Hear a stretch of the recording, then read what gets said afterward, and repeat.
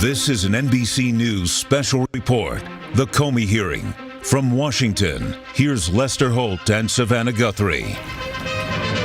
Good morning, everyone. On a day of high drama here in Washington, we'll show you a live picture right now of the Senate hearing room, where in just a few moments, the fired FBI Director James Comey will begin his testimony. We're waiting to see if he'll be sworn in public or in a back room, as he had in another appearance. And this is a packed hearing room, high anticipation for this testimony. Comey expected to tell the Senate Intelligence Committee about his interactions with President Trump in the months leading up to his firing. And of course, we got a preview yesterday in the form of his statement, if you will. As you'll hear, Comey will describe how he says the president urged him to drop the investigation of his former national security advisor, Michael Flynn, and that the president asked him several times to announce that the president himself was not the target of an investigation. Our chief White House correspondent, Hallie Jackson, is in the hearing room. Hallie, set the scene for us. Lester, that opening testimony that we saw from James Comey is really just the beginning here. The question is going to be what we will hear from the senators who are now getting seated inside this very busy hearing room. We are perched just above it. Already this morning, from some Republicans, we are hearing questions about the line between behavior from the president that may not have been appropriate versus what may not have been legal. So expect that to get drilled down on today. We know that the top two senators on this committee, the top Republican and Democrat, are huddling in a back room right now with James Comey. That is typical procedure. It's something you'd often see. And let me just give you a sense of the anticipation here. People started lining up to watch this hearing just after 4 this morning on the Hill. Lester? All right, Hallie, thanks. It is 10 o'clock, 10:01 Eastern. We're told they wanted to start close to on time, so we should see things get underway here momentarily. And we're expecting a couple of hours of testimony here. We're joined, of course, by our political director, moderator of Meet the Press, Chuck Todd. And as Hallie just mentioned, there are legal issues, there are political issues. And I know you'll be watching closely to see in particular what Republicans do and how they treat this testimony. Well, I think that's right. How many of them play defense counsel for the president, and how many of them don't feel comfortable doing that? I think we got a little hint yesterday. I think Marco Rubio seems more comfortable. James Lankford of Republican of Oklahoma, I think both of them seem more comfortable being tougher, whether the White House likes it or not. Interrupt you very here's Mr. Comey now entering the room. By the way, I do think that viewers should expect this is about the process of how the president has handled this investigation. We may not get a lot about the investigation itself In fact, I think we're expecting him not to get too much into it because, of course, there's a separate investigation going on right now by the special counsel, Bob Mueller, as we see Director Comey greeting for the cameras the chairman of the committee and the ranking member of the committee. All right, let's go to Peter Alexander, The View from the White House. Peter, what are the president's plans in terms of monitoring or watching this hearing? Yeah, Lester, good morning to you. At 6'8", James Comey, of course, has been looming over this Trump presidency since the very beginning. And today, I'm told by a senior White House aide that the president will be monitoring Comey's testimony today as time permits him in a White House dining room alongside some of his senior advisors, his closest aides, and members of his legal team. That includes his outside counsel, Mark Kazowitz. The president has nothing on his schedule, at least the public schedule, for this morning, this afternoon. He's more stocked up with a speech before a friendly crowd of evangelicals and also an infrastructure summit. Whether or not he'll be tweeting, that remains unclear. But I spoke to a Trump ally just a matter of moments ago who said the idea of the president pushing back on Twitter was, in his words, quote, delicious. Lester, Savannah? Peter Alexander, thanks. One of the stranger rituals of Washington, having all of those cameras right at your feet as they gavel in the hearing. And we listen to the testimony of former FBI Director James Comey.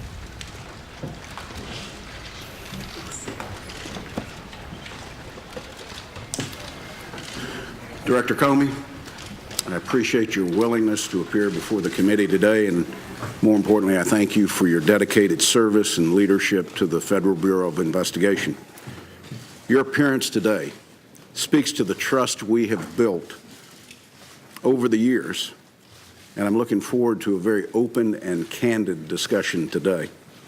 I'd like to remind my colleagues that we will reconvene in closed session at 1 p.m. today, and I ask that you reserve for that venue any questions that might get into classified information.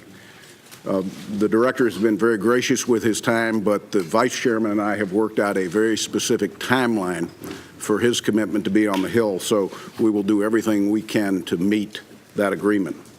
The Senate Select Committee on Intelligence exists to certify for the other 85 members of the United States Senate and the American people that the intelligence community is operating lawfully and has the necessary authorities and tools to accomplish its mission and keep America safe. Part of our mission, beyond the oversight we continue to provide to the intelligence community and its activities, is to investigate Russian interference in the 2016 U.S. elections. The committee's work continues. This hearing represents part of that effort. Jim, allegations have been swirling in the press for the last several weeks, and today's your opportunity to set the record straight. Yesterday, I read with interest your statement for the record, and I think it provides some helpful details surrounding your interactions with the president. It clearly lays out your understanding of those discussions, actions you took following each conversation, and your state of mind. I very much appreciate your candor, and I think it's helpful as we work through to determine the ultimate truth behind possible Russian interference in the 2016 elections. Your statement also provides texture and context to your interactions with the president from your vantage point and outlines a strained relationship.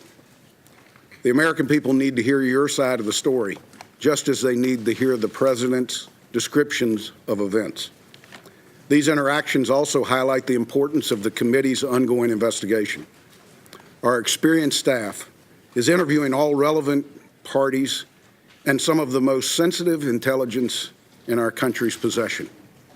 We will establish the facts, separate from rampant speculation, and lay them out for the American people to make their own judgment. Only then will we, as a nation, be able to move forward and to put this episode to rest. There are several outstanding issues not addressed in your statement that I hope you'll clear up for the American people today. Did the president's request for loyalty, your impression that the one-on-one dinner of January 27th was, and I quote, at least in part, an effort to create some sort of patronage relationship, or his March 30th phone call asking what you could do to lift the cloud of Russia investigation in any way, alter your approach of the FBI's investigation into General Flynn, or the broader investigation into Russia and possible links to the campaign? In your opinion, did potential Russian efforts to establish links with individuals in the Trump orbit rise to the level we could define as collusion, or was it a counterintelligence concern? There's been a significant public speculation about your decision-making related to the Clinton email investigation. Why did you decide to publicly announce FBI's recommendations that the Department of Justice not pursue criminal charges? You have described it as a choice between a bad decision and a worse decision. The American people need to understand the facts behind your action. This committee is uniquely suited to investigate Russia's interference in the 2016 elections. We also have a unified bipartisan approach to what is a highly charged partisan issue. Russian activities during 2016 election may have been aimed at one party's candidate, but as my colleague Senator Rubio says frequently, in 2018 and 2020, it could be aimed at anyone, at home or abroad. My colleague Senator Warner and I have worked to stay in lockstep on this investigation. We've had our differences on approach at times, but I've constantly stressed that we need to be a team, and I think Senator Warner agrees with me. We must keep these questions above politics and partisanship. It's too important to be tainted by anyone trying to score political points. With that, again, I welcome you, Director, and I turn to the Vice Chairman for any comments he might have. Well, thank you, Mr. Chairman. And let me start by, again, absolutely thanking all the members of the committee for the seriousness in which they've taken on this task.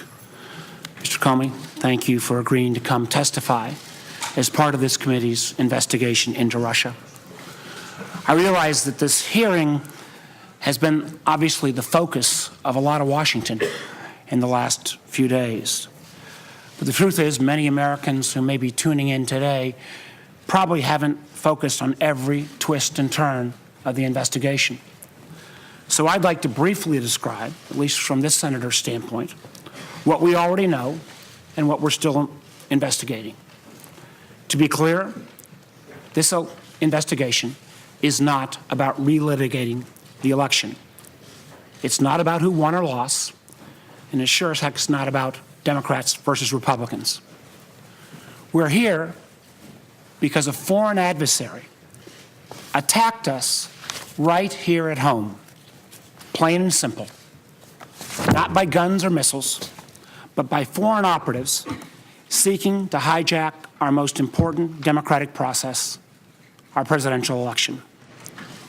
Russian spies engaged in a series of online cyber raids and a broad campaign of disinformation, all ultimately aimed at sowing chaos to undermine public faith in our process, in our leadership, and ultimately in ourselves.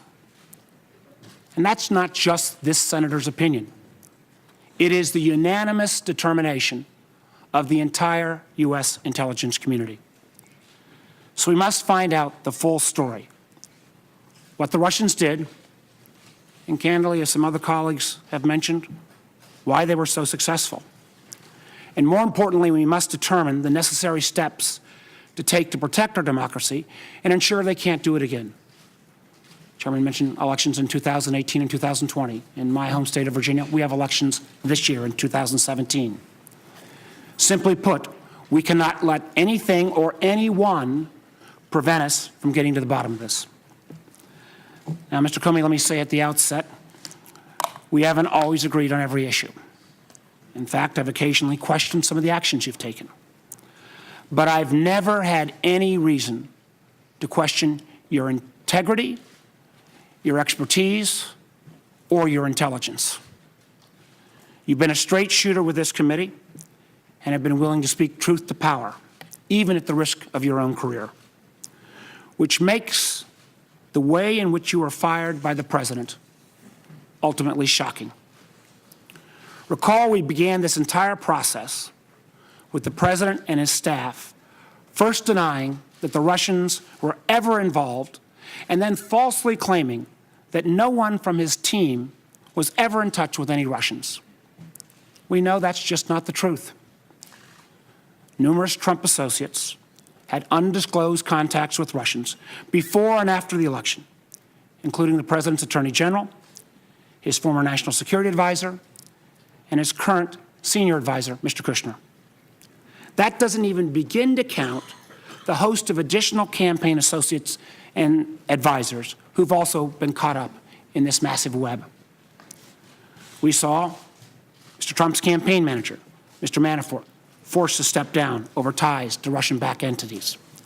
The national security advisor, General Flynn, had to resign over his lies about engagements with the Russians. And we saw the candidate himself express an odd and unexplained affection for the Russian dictator while calling for the hacking of his opponent. There's a lot to investigate. Enough, in fact, that then Director Comey publicly acknowledged that he was leading an investigation into those links between Mr. Trump's campaign and the Russian government. As the director of the FBI, Mr. Comey was ultimately responsible for conducting that investigation, which might explain why you're sitting now as a private citizen. What we didn't know was at the same time that this investigation was proceeding, the president himself appears to have been engaged in an effort to influence, or at least co-opt, the director of the FBI. The testimony that Mr. Comey has submitted for today's hearing is very disturbing. For example, on January 27th, after summoning Director Comey to dinner, the president appears to have threatened the director's job while telling him, quote, "I need loyalty. I expect loyalty." At a later meeting on February 14th, the President asked the Attorney General to leave the Oval Office so that he could privately ask Director Comey, again, quote, "to see way clear to letting Flynn go." That is a statement that Director Comey interpreted as a request that he drop the investigation connected to General Flynn's false statements. Think about it. The President of the United States asking the FBI director to drop an ongoing investigation. And after that, the President called the FBI director on 2 additional occasions, March 30th and April 11th, and asked him again, quote, to lift the cloud on the Russia investigation. Now, Director Comey denied each of these improper requests. The loyalty pledge, the admonition to drop the Flynn investigation, the request to lift the cloud on the Russia investigation. Of course, after his refusals, Director Comey was fired. The initial explanation for the firing didn't pass any smell test. Somehow Director Comey was fired because he didn't treat Hillary Clinton appropriately. Of course, that explanation lasted about a day because the President himself then made very clear that he was thinking about Russia when he decided to fire Director Comey. Shockingly, reports suggest that the President admitted as much in an Oval Office meeting with the Russians the day after Director Comey was fired. Disparaging our country's top law enforcement official as a quote-unquote nut job, the President allegedly suggested that his firing relieved great pressure on his feelings about Russia. This is not happening in isolation. At the same time the President was engaged in these efforts with Director Comey, he was also, at least allegedly, asking senior leaders of the intelligence community to downplay the Russia investigation or to intervene with the director. Yesterday, we had DNI Director Coates and NSA Director Admiral Rogers, who were offered a number of opportunities to flatly deny those press reports. They expressed their opinions, but they did not take that opportunity to deny those reports. They did not take advantage of that opportunity. In my belief, that's not how the President of the United States should behave. Regardless of the outcome of our investigation into the Russia links, Director Comey's firing and his testimony raise separate and troubling questions that we must get to the bottom of. Again, as I said at the outset, I've seen firsthand how seriously every member of this committee is taking his work. I'm proud of the committee's efforts so far. But let me be clear. This is not a witch hunt. This is not fake news. It is an effort to protect our country from a new threat that, quite honestly, will not go away anytime soon. So, Mr. Comey, your testimony here today will help us move towards that goal. I look forward to that testimony. Thank you, Mr. Chairman. Thank you, Vice Chairman. Director, as discussed, when you agreed to appear before the committee, it would be under oath. I'd ask you to please stand, raise your right hand. Do you solemnly swear to tell the truth, the whole truth, and nothing but the truth, so help you God? Please be seated. Director Comey, you're now under oath. And I would just note to members, you will be recognized by seniority for a period up to 7 minutes. And again, it is the intent to move to a closed session no later than 1 p.m. With that, Director Comey, you are recognized. You have the floor for as long as you might need. Thank you, Mr. Chairman.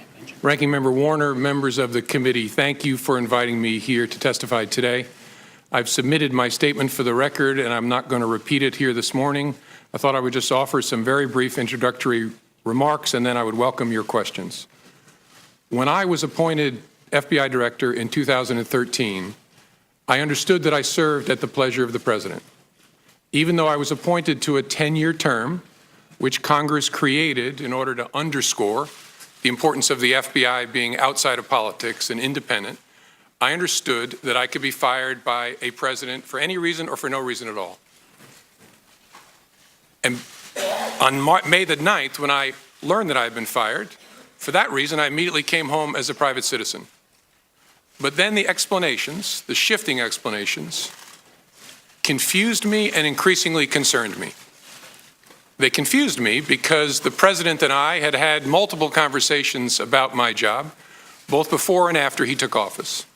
And he had repeatedly told me I was doing a great job and he hoped I would stay. And I had repeatedly assured him that I did intend to stay and serve out the remaining 6 years of my term. He told me repeatedly that he had talked to lots of people about me, including our current Attorney General, and had learned that I was doing a great job and that I was extremely well liked by the FBI workforce. So it confused me when I saw on television the president saying that he actually fired me because of the Russia investigation, and learned again from the media that he was telling privately other parties that my firing had relieved great pressure on the Russia investigation. I was also confused by the initial explanation that was offered publicly that I was fired because of the decisions I had made during the election year. That didn't make sense to me for a whole bunch of reasons, including the time and all the water that had gone under the bridge since those hard decisions had to be made. That didn't make any sense to me. And although the law required no reason at all to fire an FBI director, the administration then chose to defame me, and more importantly, the FBI, by saying that the organization was in disarray, that it was poorly led, that the workforce had lost confidence in its leader. Those were lies, plain and simple. And I am so sorry that the FBI workforce had to hear them, and I'm so sorry that the American people were told them. I worked every day at the FBI to help make that great organization better. And I say help because I did nothing alone at the FBI. There are no indispensable people at the FBI. The organization's great strength is that its values and abilities run deep and wide. The FBI will be fine without me. The FBI's mission will be relentlessly pursued by its people, and that mission is to protect the American people and uphold the Constitution of the United States. I will deeply miss being part of that mission, but this organization and its mission will go on long beyond me and long beyond any particular administration. I have a message before I close for my former colleagues of the FBI, but at first I want the American people to know this truth. The FBI is honest, the FBI is strong, and the FBI is and always will be independent. And now to my former colleagues, if I may. I am so sorry that I didn't get the chance to say goodbye to you properly. It was the honor of my life to serve beside you, to be part of the FBI family, and I will miss it for the rest of my life. Thank you for standing watch. Thank you for doing so much good for this country. Do that good as long as ever you can. And Senators, I look forward to your questions. Director, thank you for that testimony, both oral and the written testimony that you provided to the committee yesterday and made public to the American people. Chair would recognize himself first for 12 minutes, Vice Chair for 12 minutes based upon the agreement we have. Director, did the Special Counsel's Office review and/or edit your written testimony? No. Do you have any doubt that Russia attempted to interfere in the 2016 elections? None. Do you have any doubt that the Russian government was behind the intrusions in the DNC and the DCCC systems and the subsequent leaks of that information? No, no doubt. Do you have any doubt that the Russian government was behind the cyber intrusion into state voter files? No. Do you have any doubt that officials of the Russian government were fully aware of these activities? No doubt. Are you confident that no votes cast in the 2016 presidential election were altered? I'm confident. By the time when I left as director, I had seen no indication of that whatsoever.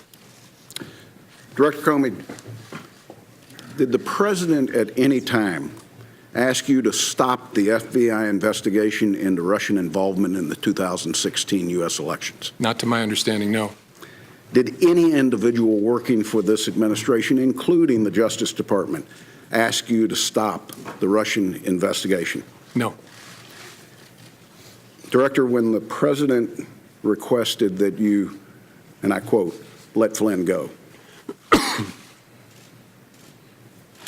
General Flynn had an unreported contact with the Russians, which is an offense. And if press accounts are right, there might have been discrepancies between facts and his FBI testimony. In your estimation, was General Flynn at that time in serious legal jeopardy? And in addition to that, do you sense that the president was trying to obstruct justice or just seek for a way for Mike Flynn to save face, given he had already been fired? Well, General Flynn at that point in time was in legal jeopardy.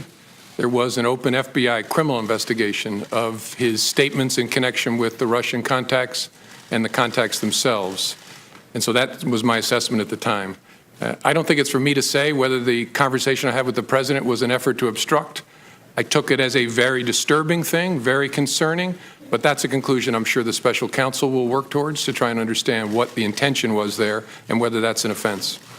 Director, is it possible that as part of this FBI investigation, the FBI could find evidence of criminality that is not tied to the 2016 elections, possible collusion, or coordination with Russians? Sure. So there could be something that just fits a criminal aspect to this that doesn't have anything to do with the 2016 election cycle.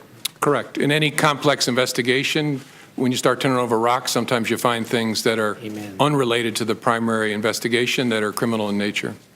Director Comey, you have been criticized publicly for the decision to present your findings on the email investigation directly to the American people. Have you learned anything since that time that would have changed what you said or how you chose to inform the American people? Honestly, no. I mean, it caused a whole lot of personal pain for me, but as I look back, given what I knew at the time and even what I've learned since, I think it was the best way to try and protect the justice institution, including the FBI. In the public domain is this question of the Steele dossier, a document that has been around now for over a year. I'm not sure when the FBI first took possession of it, but the media had it before you had it and we had it. At the time of your departure from the FBI, was the FBI able to confirm any criminal allegations contained in the Steele document? Mr. Chairman, I don't think that's a question I can answer in an open setting because it goes into the details of the investigation.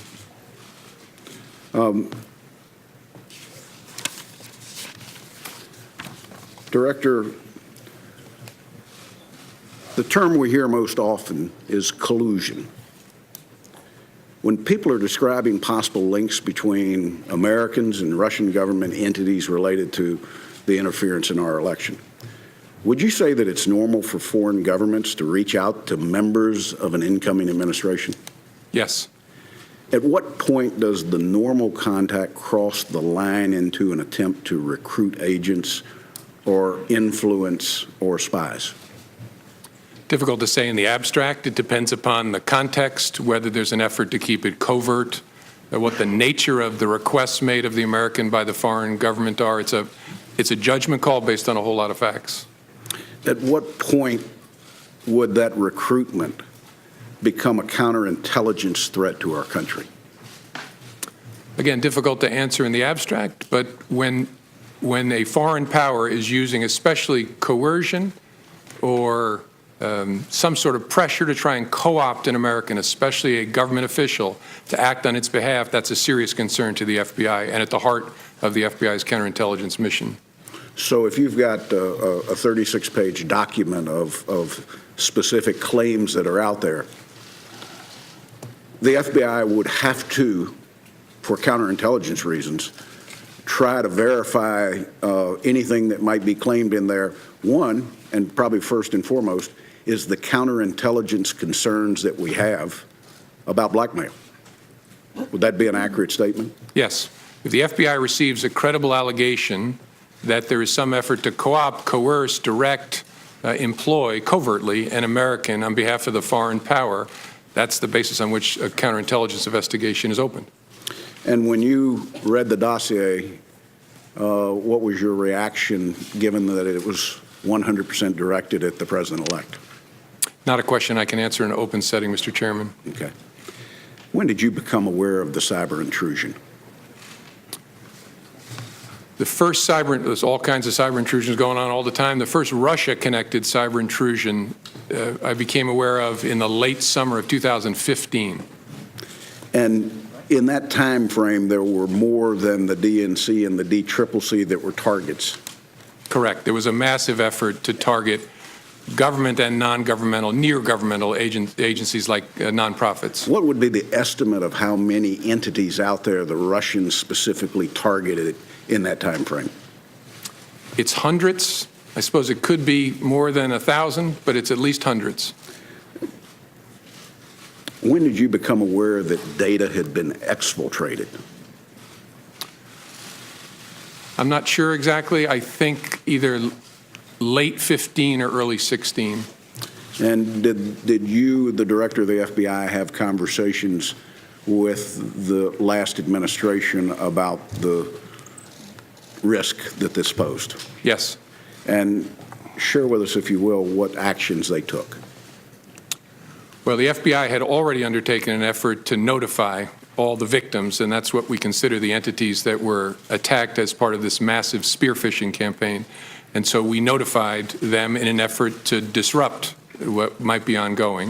And then there was a series of continuing interactions with entities through the rest of 15 into 16. And then throughout 16, the administration was trying to decide how to respond to the intrusion activity that it saw. And the FBI, in this case, unlike other cases that you might investigate, did you ever have access to the actual hardware that was hacked, or did you have to rely on a third party to provide you the data that they had collected? In the case of the DNC, and I believe the DCCC, but I'm sure the DNC, we did not have access to the devices themselves. We got relevant forensic information from a private party, a high-class entity that had done the work, but we didn't get direct access. But no content? Correct. Isn't content an important part of the forensics from a counterintelligence standpoint? It is, although what was briefed to me by my folks, the people who were my folks at the time, is that they had gotten the information from the private party that they needed to understand the intrusion by the spring of 2016. Let me go back, if I can, very briefly, to the decision to publicly go out with your results on the email. Was your decision influenced by the Attorney General's tarmac meeting with the former President Bill Clinton? Yes, in a ultimately conclusive way. That was the thing that capped it for me, that I had to do something separately to protect the credibility of the investigation, which meant both the FBI and the Justice Department. Were there other things that contributed to that you can describe in an open session? There were other things that contributed to that. One significant item I can't. I know the committee's been briefed on. There's been some public accounts of it, which are nonsense, but I understand the committee's been briefed on the classified facts.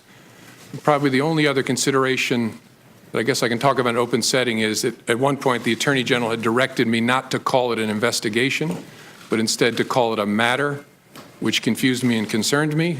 But that was one of the bricks in the load that led me to conclude I have to step away from the department if we're to close this case credibly. Director, my last question. You're not only a seasoned prosecutor, you've led the FBI for years. You understand the investigative process. You've worked with this committee closely, and we're grateful to you because I think we've mutually built trust in what your organization does and what we do.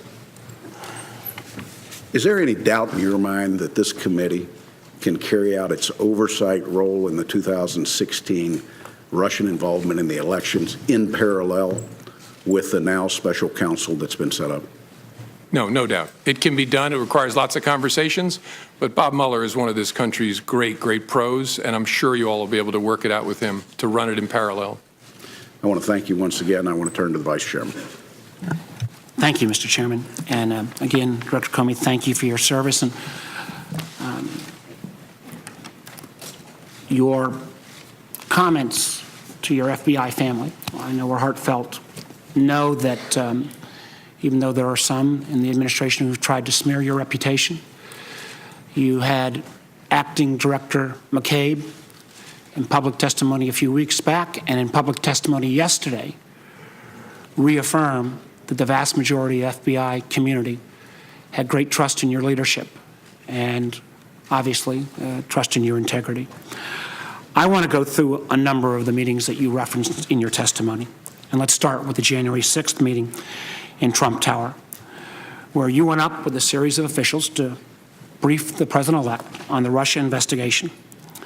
My understanding is you remained afterwards to brief him on, again, quote, some personally sensitive aspects of the information you relayed. Now, you said after that briefing, you felt compelled to document that conversation, that you actually started documenting it as soon as you got into the car. Now, you've had extensive experience at the Department of Justice and at the FBI. You've worked under presidents of both parties. What was it about that meeting that led you to determine that you needed to start putting down a written record? A combination of things. I think the circumstances, the subject matter, and the person I was interacting with. Circumstances first, I was alone with the President of the United States, or the President-elect, soon to be President. The subject matter, I was talking about matters that touch on the FBI's core responsibility and that relate to the President-elect personally. And then the nature of the person. I was honestly concerned that he might lie about the nature of our meeting, and so I thought it really important to document. That combination of things I'd never experienced before, but it led me to believe I got to write it down, and I got to write it down in a very detailed way. I think that's a very important statement you just made. And my understanding is that then, again, unlike your dealings with presidents of either parties in your past experience, in every subsequent meeting or conversation with this president, you created a written record. Did you feel that you needed to create this written record of these memos because they might need to be relied on at some future date? Sure. I created records after conversations, and I think I did it after each of our 9 conversations. If I didn't, I did it for nearly all of them, especially the ones that were substantive. I knew that there might come a day when I would need a record of what had happened, not just to defend myself, but to defend the FBI and our integrity as an institution and the independence of our investigative function. That's what made this so difficult, is it was a combination of circumstances, subject matter, and the particular person. And so in all your experience, this was the only president that you felt like in every meeting you needed to document, because at some point, using your words, he might put out a non-truthful representation of that meeting.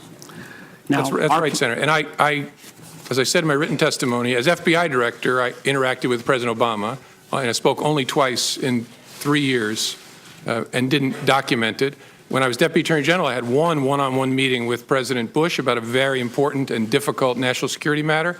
I didn't write a memo documenting that conversation either. Sent a quick email to my staff to let them know there was something going on. But I didn't feel with President Bush the need to document it in that way. Again, because the combination of those factors just wasn't present with either President Bush or President Obama.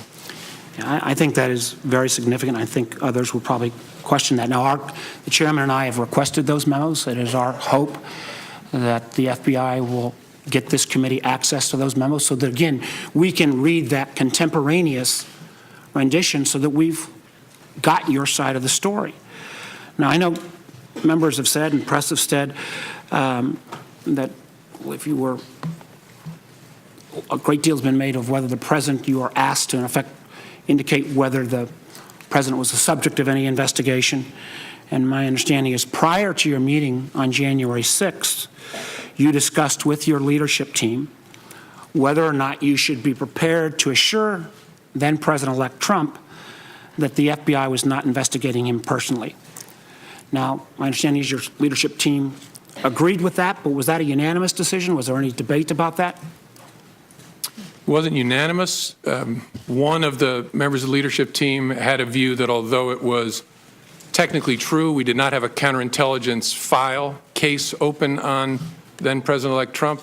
His concern was because we're looking at the potential, again, that's the subject of the investigation, coordination between the campaign and Russia, because it was President Trump, President-elect Trump's campaign, this person's view was inevitably his behavior, his conduct will fall within the scope of that work. And so he was reluctant to make the statement that I made. I disagreed. I thought it was fair to say what was literally true. There is not a counterintelligence investigation of Mr. Trump. And I decided in the moment to say it, given the nature of our conversation. At that moment in time, did you ever revisit that as in these subsequent sessions? With the FBI leadership team? Sure. The team. And the leader who had that view, it didn't change. His view was still that it was probably, although literally true, his concern was it could be misleading because the nature of the investigation was such that it might well touch, obviously it would touch the campaign, and the person at the head of the campaign would be the candidate. And so that was his view throughout. Let me move to the January 27th dinner, where you said, quote, "The president began by asking me whether I wanted to stay on as FBI director. He also indicated that lots of people, again your words, wanted the job." You go on to say that the dinner itself was seemingly an effort to, quote, have you ask him for your job and create some sort of, quote unquote, patronage relationship. The president seems, from my reading of your memo, to be holding your job or your possibility of continuing in your job over your head in a fairly direct way. What was your impression, and what did you mean by this notion of a patronage relationship? Well, my impression, and again, it's my impression, I could always be wrong, but my common sense told me that what was going on is either he had concluded or someone had told him that you've already asked Comey to stay and you didn't get anything for it, and that the dinner was an effort to build a relationship, in fact, he asked specifically, of loyalty in the context of asking me to stay. And as I said, what was odd about that is we'd already talked twice about it by that point, and he'd said, I very much hope you'll stay. I hope you'll stay. In fact, I just remembered sitting here a third one. When you've seen the picture of me walking across the blue room, and what the president whispered in my ear was, I really look forward to working with you. So after those encounters... And that was just a few days before you were fired. Yeah, that was on the Sunday after the inauguration. The next Friday, I have dinner, and the president begins by wanting to talk about my job. And so I'm sitting there thinking, wait a minute, 3 times you've already asked me to stay or talked about me staying. My common sense, again, I could be wrong, but my common sense told me what's going on here is that he's looking to get something in exchange for granting my request to stay in the job. Again, we all understand, I was a governor, I had people work for me, but this constant request, and again, quoting you, him saying that he, despite you explaining your independence, he kept coming back to, I need loyalty, I expect loyalty. Had you ever had any of those kind of requests before from anyone else you'd worked for in the government? No. And what made me uneasy was, I'm, at that point, the director of the FBI.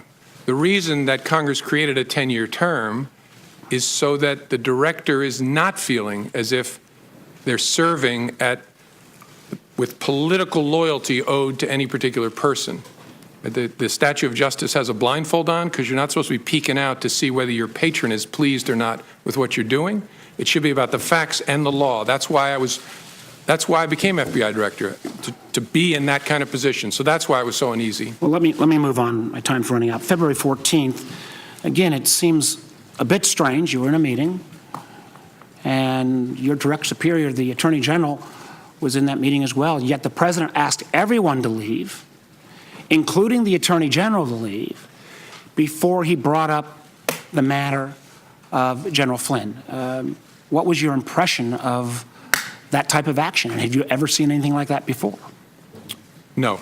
My impression was something big is about to happen. I need to remember every single word that is spoken. And again, I could be wrong. I'm 56 years old. I've been seen a few things. My sense was the Attorney General knew he shouldn't be leaving, which is why he was lingering. And I don't know Mr. Kushner well, but I think he picked up on the same thing. And so I knew something was about to happen that I needed to pay very close attention to. And I found it very interesting that in the memo that you wrote after this February 14th pull-aside, you made clear that you wrote that memo in a way that was unclassified. If you affirmatively made the decision to write a memo that was unclassified, was that because you felt at some point the facts of that meeting would have to come clean and come clear and actually be able to be cleared in a way that could be shared with the American people? Well, I remember thinking this is a very disturbing development, really important to our work. I need to document it and preserve it in a way, and this committee gets this, but sometimes when things are classified, it tangles them up. It's hard to share it within an investigative team. You have to be very careful about how you handle it for good reason. So my thinking was, if I write it in such a way that I don't include anything that would trigger a classification, that'll make it easier for us to discuss within the FBI and the government, and to hold on to it in a way that makes it accessible to us. Well, again, it's our hope, particularly since you're a pretty knowledgeable guy and you wrote this in a way that was unclassified, that this committee will get access to that unclassified document. I think it would be very important to our investigation. Let me just ask this in closing. How many ongoing investigations at any time does the FBI have? Tens of thousands. Tens of thousands. Did the president ever ask about any other ongoing investigation? No. Did he ever ask about you trying to interfere on any other investigation? No. I think, again, this speaks volumes. This doesn't even get to the questions around the phone calls about lifting the cloud. I know other members will get to that, but I really appreciate your testimony and appreciate your service to our nation. Thank you, Senator Warner. You know, I'm sitting here going through my contacts with him. I had one conversation with the president that was classified, where he asked about an ongoing intelligence investigation. It was brief and entirely professional. But he didn't ask you to take any specific action on that, unlike what he had done vis-a-vis Mr. Flynn and the overall Russia investigation. Correct. Thank you, sir. Senator Risch. Thank you very much. Mr. Comey, thank you for your service. America needs more like you, and we really appreciate it. Yesterday, I got, and everybody got, the 7 pages of your direct testimony that's now part of the record here. And the first, I read it, then I read it again, and all I could think was, number one, how much I hated the class of legal writing when I was in law school. And you were the guy that probably got the A after reading this. So I find it clear, I find it concise, and having been a prosecutor for a number of years and handling hundreds, maybe thousands of cases and read police reports, investigative reports, this is as good as it gets, and I really appreciate that. Not only the conciseness and the clearness of it, but also the fact that you have things that were written down contemporaneously when they happened, and you actually put them in quotes, so we know exactly what happened, and we're not getting some rendition of it that's in your mind. So, thank you, so you're to be complimented. For I had great parents and great teachers who beat that into me. That's obvious, sir. The chairman walked you through a number of things that the American people need to know and want to know. Number one, obviously, we all know about the active measures that the Russians have taken. I think a lot of people were surprised at this. Those of us that work in the intelligence community, it didn't come as a surprise, but now the American people know this, and it's good they know this because this is serious and it's a problem. I think, secondly, I gather from all this that you're willing to say now that while you were director, the President of the United States was not under investigation. Is that a fair statement? That's correct. All right. So that's a fact that we can rely on at this Yes, sir. Okay. I remember you talked with us shortly after February 14th when the New York Times wrote an article that suggested that the Trump campaign was colluding with the Russians. You remember reading that article when it first came out? I do. It was about allegedly extensive electronic surveillance. Correct. Communications. Yes. And that upset you to the point where you actually went out and surveyed the intelligence community to see whether you were missing something in that. Is that correct? That's correct. I want to be careful in open setting. I'm not going to go any further than that. Okay. With it, so thank you. In addition to that, after that, you sought out both Republican and Democrat senators to tell them that, hey, I don't know where this is coming from, but this is not the case. This is not factual. Do you recall that? Yes. Okay. So again, so the American people can understand this, that report by the New York Times was not true. Is that a fair statement? Yeah, in the main, it was not true. And again, all of you know this, maybe the American people don't. The challenge, and I'm not picking on reporters about writing stories about classified information, is the people talking about it often don't really know what's going on, and those of us who actually know what's going on are not talking about it. And we don't call the press to say, hey, you got that thing wrong about this sensitive topic. We just have to leave it there. I mentioned to the chairman the nonsense around what influenced me to make the July 5th statement. Nonsense, but I can't go explaining how it's nonsense. Thank you.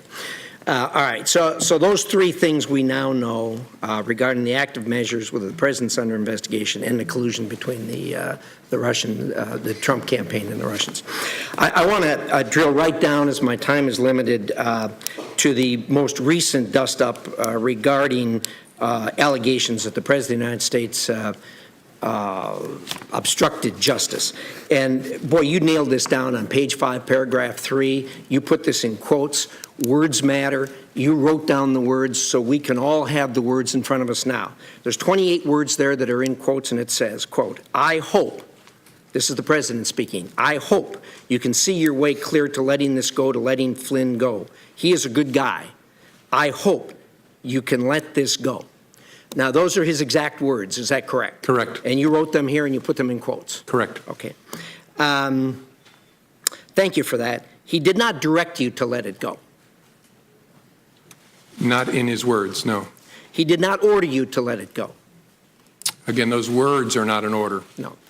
He said, I hope. Now, like me, you probably did hundreds of cases, maybe thousands of cases, charging people with criminal offenses. And of course, you have knowledge of the thousands of cases out there that where people have been charged. Do you know of any case where a person has been charged for obstruction of justice, or for that matter, any other criminal offense, where they said or thought they hoped for an outcome? I don't know well enough to answer.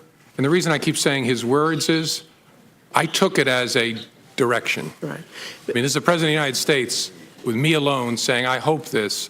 I took it as this is what he wants me to do. Now, I didn't obey that, but that's the way I took it. You may have taken it as a direction, but that's not what he said. Correct. That's why he said, I hope. Those are exact words. Okay. Correct. You don't know of anyone that's ever been charged for hoping something. Is that a fair statement? I don't, as I sit here. Yeah, thank you. Thank you, Mr. Chairman. Senator Feinstein.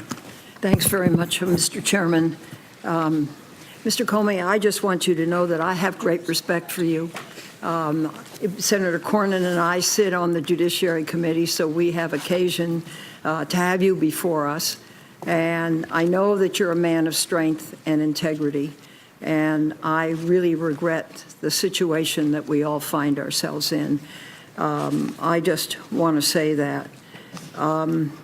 Let me begin with one overarching question. Why do you believe you were fired? I guess I don't know for sure. I believe I take the president at his word that I was fired because of the Russia investigation. Something about the way I was conducting it, the president felt created pressure on him that he wanted to relieve. Again, I didn't know that at the time, but I've watched his interview. I've read the press accounts of his conversations, so I take him at his word there. Now, look, I could be wrong. Maybe he's saying something that's not true, but I take him at his word, at least based on what I know now. Talk for a moment about his request that you pledge loyalty and your response to that and what impact you believe that had. I don't know for sure because I don't know the president well enough to read him well. I think it was, first of all, our relationship didn't get off to a great start given the conversation I had to have on January 6th. This was not, this didn't improve the relationship because it was very, very awkward. He was asking for something and I was refusing to give it. But again, I don't know him well enough to know how he reacted to that exactly. Do you believe the Russia investigation played a role? And why I was fired? Yes. Yes, because I've seen the president say so. Let's go to the Flynn issue. Senator Risch outlined, I hope you could see your way to letting Flynn go. He's a good guy. I hope you can let this go. But you also said in your written remarks, and I quote, that you had understood the president to be requesting that we drop any investigation of Flynn in connection with false statements about his conversations with the Russian ambassador in December, end quote. Please go into that with more detail.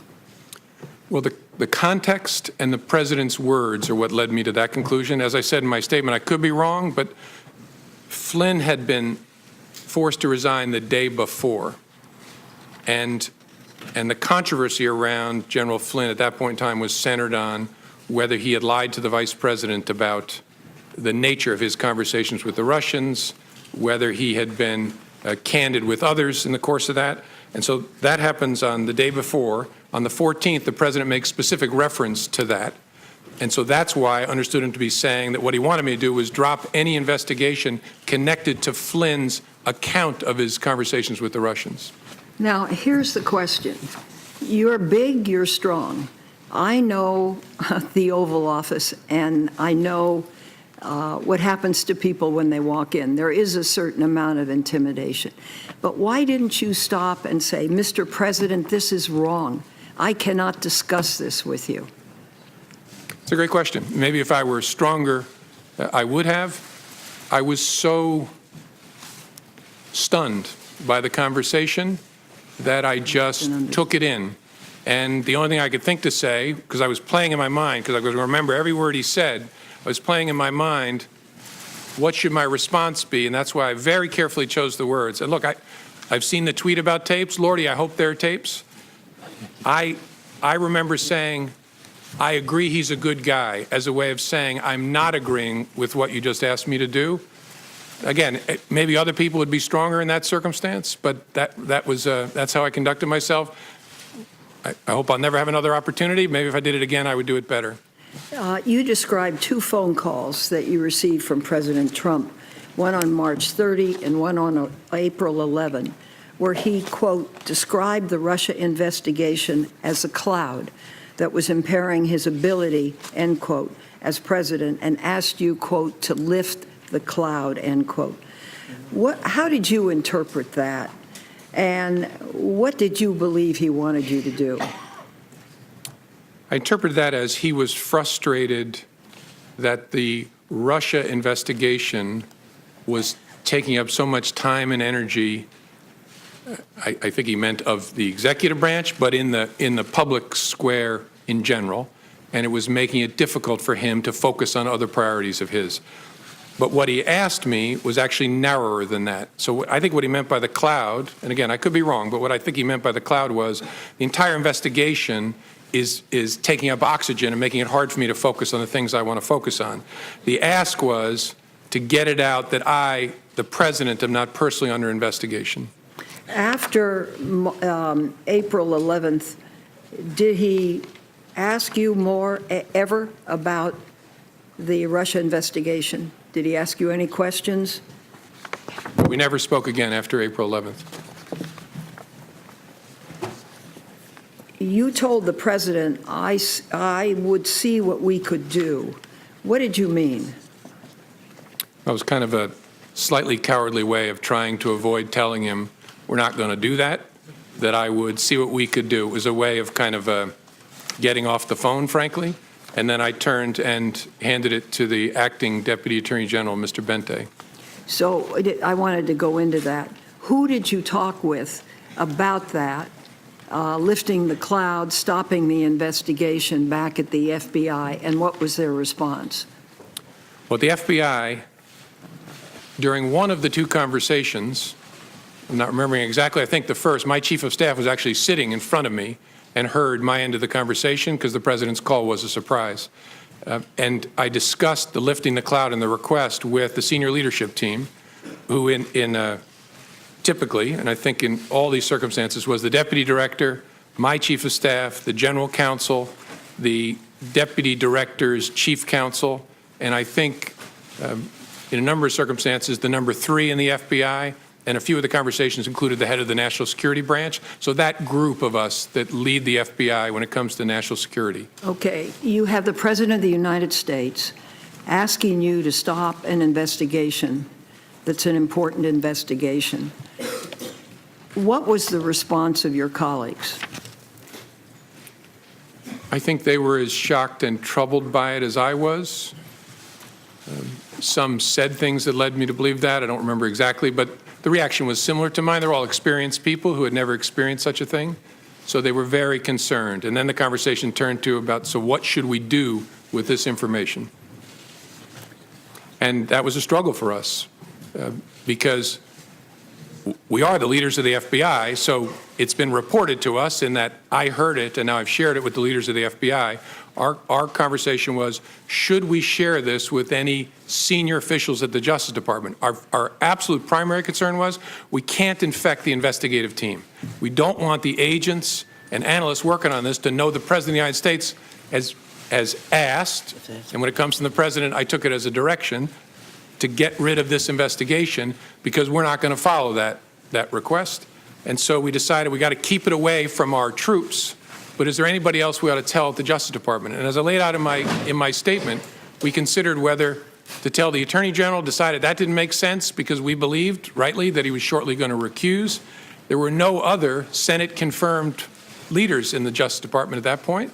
The Deputy Attorney General was Mr. Bente, who was acting and going to be shortly in that seat. And we decided the best move would be to hold it, keep it in a box, document it as we had already done, and then this investigation is going to go on, figure out what to do with it down the road. Is there a way to corroborate this? Our view at the time was, look, it's your word against the President's. There's no way to corroborate this. My view of that changed when the prospect of tapes was raised, but that's how we thought about it then. Thank you. Thank you, Mr. Chairman. Senator Rubio. Thank you. Director Comey, the meeting in the Oval Office where he made the request about Mike Flynn, was that the only time he asked you to hopefully let it go? Yes. And in that meeting, as you understood it, he was asking not about the general Russia investigation. He was asking very specifically about the jeopardy that Flynn was in himself. That's how I understood it, yes, sir. And as you perceived it, while it was a request that you hoped you did away with it, you perceived it as an order, given his position, the setting, and the like, and some of the circumstances. Yes. At the time, did you say anything to the President about that is not an appropriate request, or did you tell the White House counsel that is not an appropriate request? Someone needs to go tell the President that he can't do these things? I didn't, no. Okay. Why?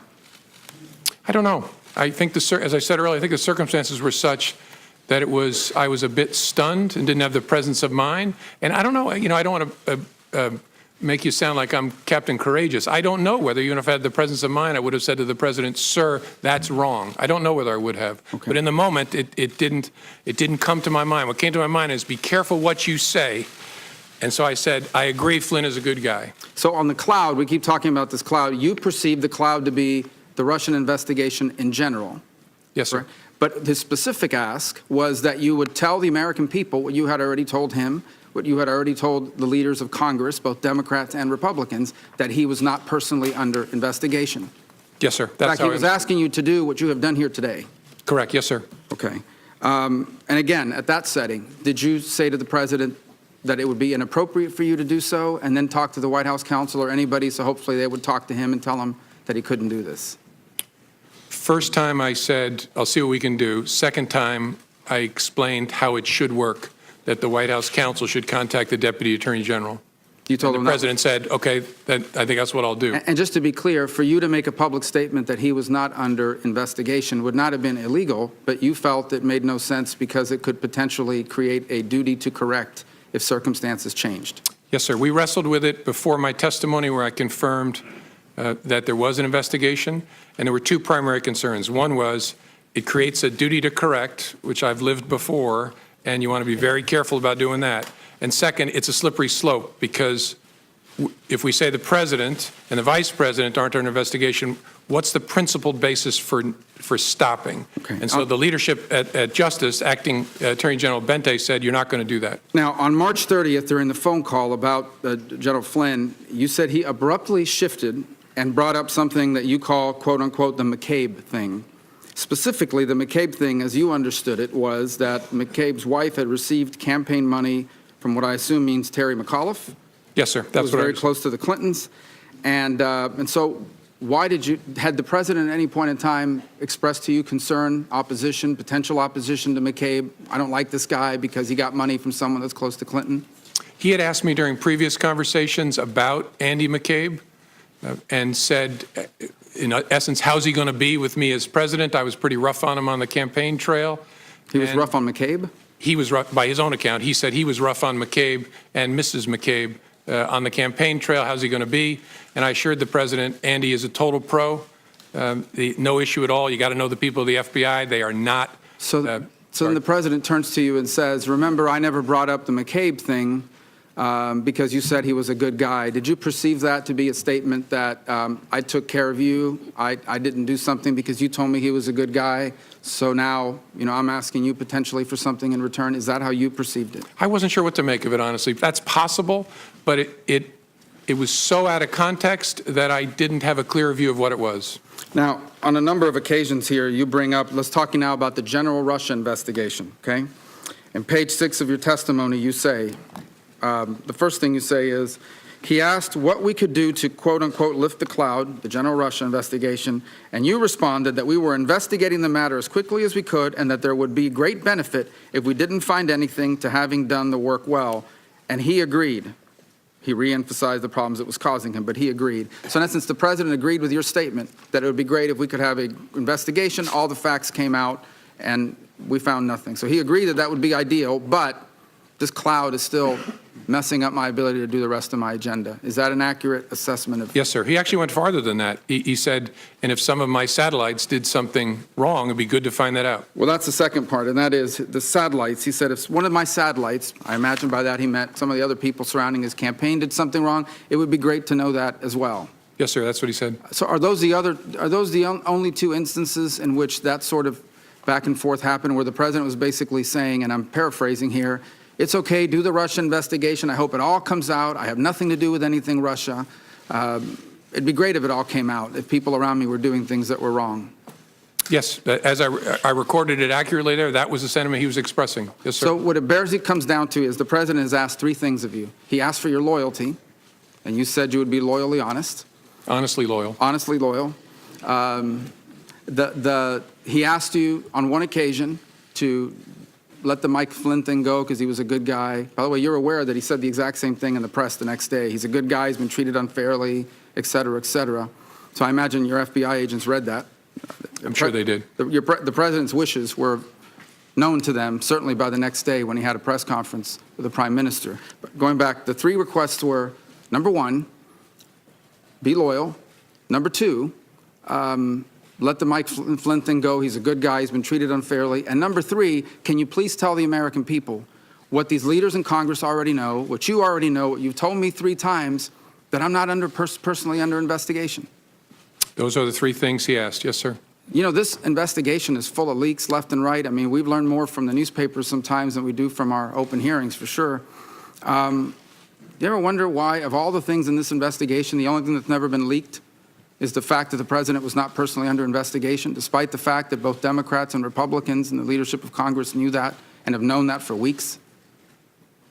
I don't know. I find matters that are briefed to the Gang of 8 are pretty tightly held, in my experience.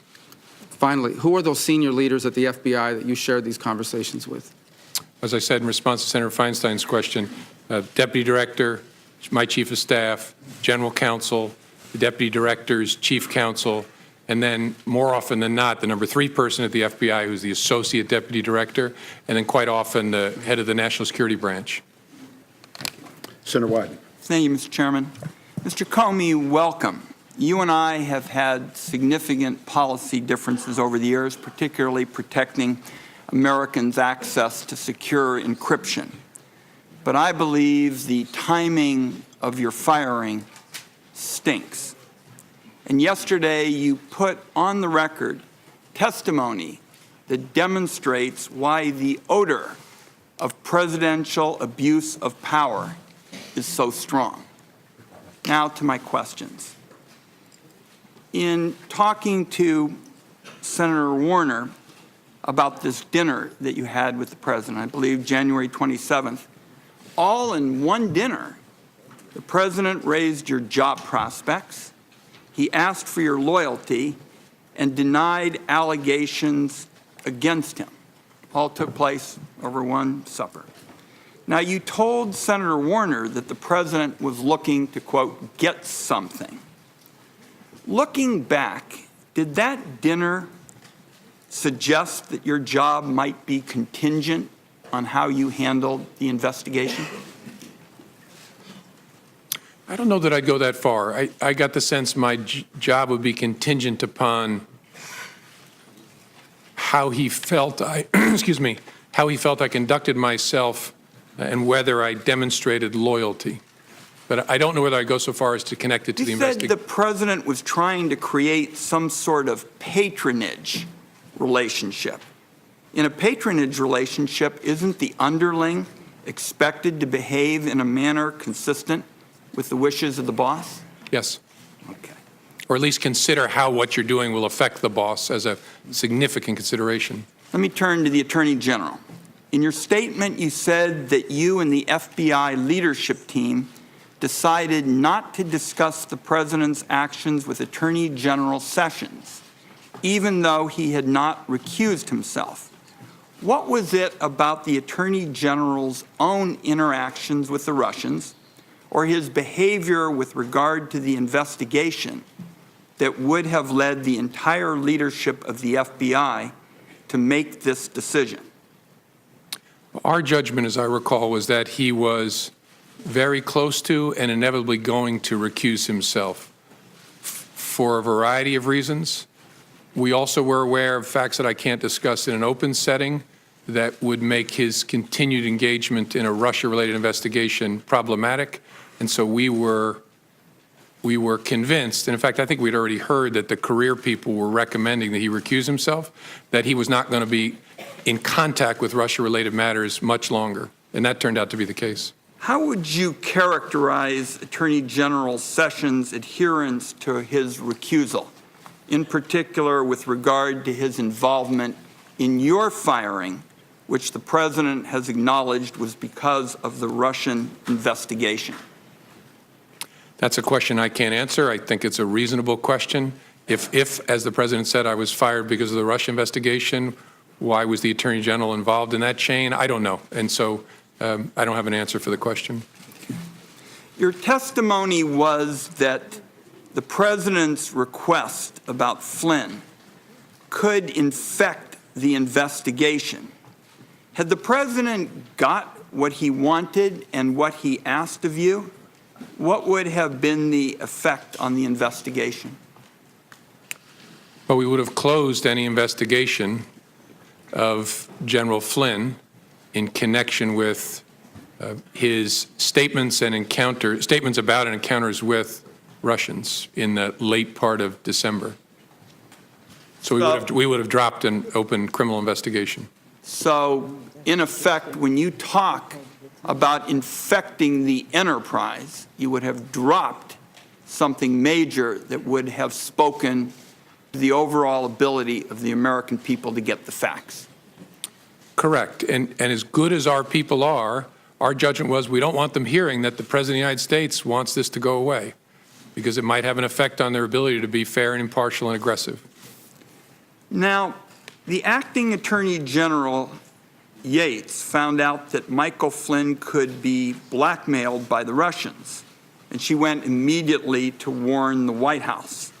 Flynn is gone, but other individuals with contacts with the Russians are still in extremely important positions of power. Should the American people have the same sense of urgency now with respect to them? I think all I can say, Senator, is the special counsel's investigation is very important. Understanding what efforts there were or are by the Russian government to influence our government is a critical part of the FBI's mission. So, and you've got the right person in Bob Mueller to lead it. So it's a very important piece of work. Vice President Pence was the head of the transition. To your knowledge, was he aware of the concerns about Michael Flynn prior to or during General Flynn's tenure as National Security Advisor? I don't. You're asking, including up to the time when Flynn was forced to resign? My understanding is that he was, and I'm trying to remember where I get that understanding from. I think from Acting Attorney General Yates. So, former Acting Attorney General Yates testified that concerns about General Flynn were discussed with the intelligence community. Would that have included anyone at the CIA or Dan Coates' office, the DNI? I would assume yes. Michael Flynn resigned 4 days after Attorney General Sessions was sworn in. Do you know if the Attorney General was aware of the concerns about Michael Flynn during that period? I don't, as I sit here. I don't recall that he was. I could be wrong, but I don't remember that he was. And finally, let's see if you can give us some sense of who recommended your firing. Besides the letters from the Attorney General, the Deputy Attorney General, do you have any information on who may have recommended or have been involved in your firing? I don't. Okay. Thank you, Mr. Chairman. Senator Collins. Thank you, Mr. Chairman. Mr. Comey, let me begin by thanking you for your voluntary compliance with our request to appear before this committee and assist us in this very important investigation. I want first to ask you about your conversations with the president, the 3 conversations in which you told him that he was not under investigation. The first was during your January 6th meeting, according to your testimony, in which it appears that you actually volunteered that assurance. Is that correct? That's correct. Did you limit that statement to counterintelligence investigations, or were you talking about any kind of FBI investigation? I didn't use the term counterintelligence. I was speaking to him and briefing him about some salacious and unverified material. It was in the context of that he had a strong and defensive reaction about that not being true. And my reading of it was important for me to assure him we were not personally investigating him. And so the context then was actually narrower, focused on what I just talked to him about. That it was very important because it was first true, and second, I was worried very much about being in kind of a J. Edgar Hoover type situation. I didn't want him thinking that I was briefing him on this to sort of hang it over him in some way. I was briefing him on it because we had been told by the media it was about to launch. We didn't want to be keeping that from him. And if there was he needed to know this was being said. But I was very keen not to leave him with an impression that the Bureau was trying to do something to him. And so that's the context in which I said, sir, we're not personally investigating you. And then and that's why you volunteered the information. Yes, ma'am. Correct.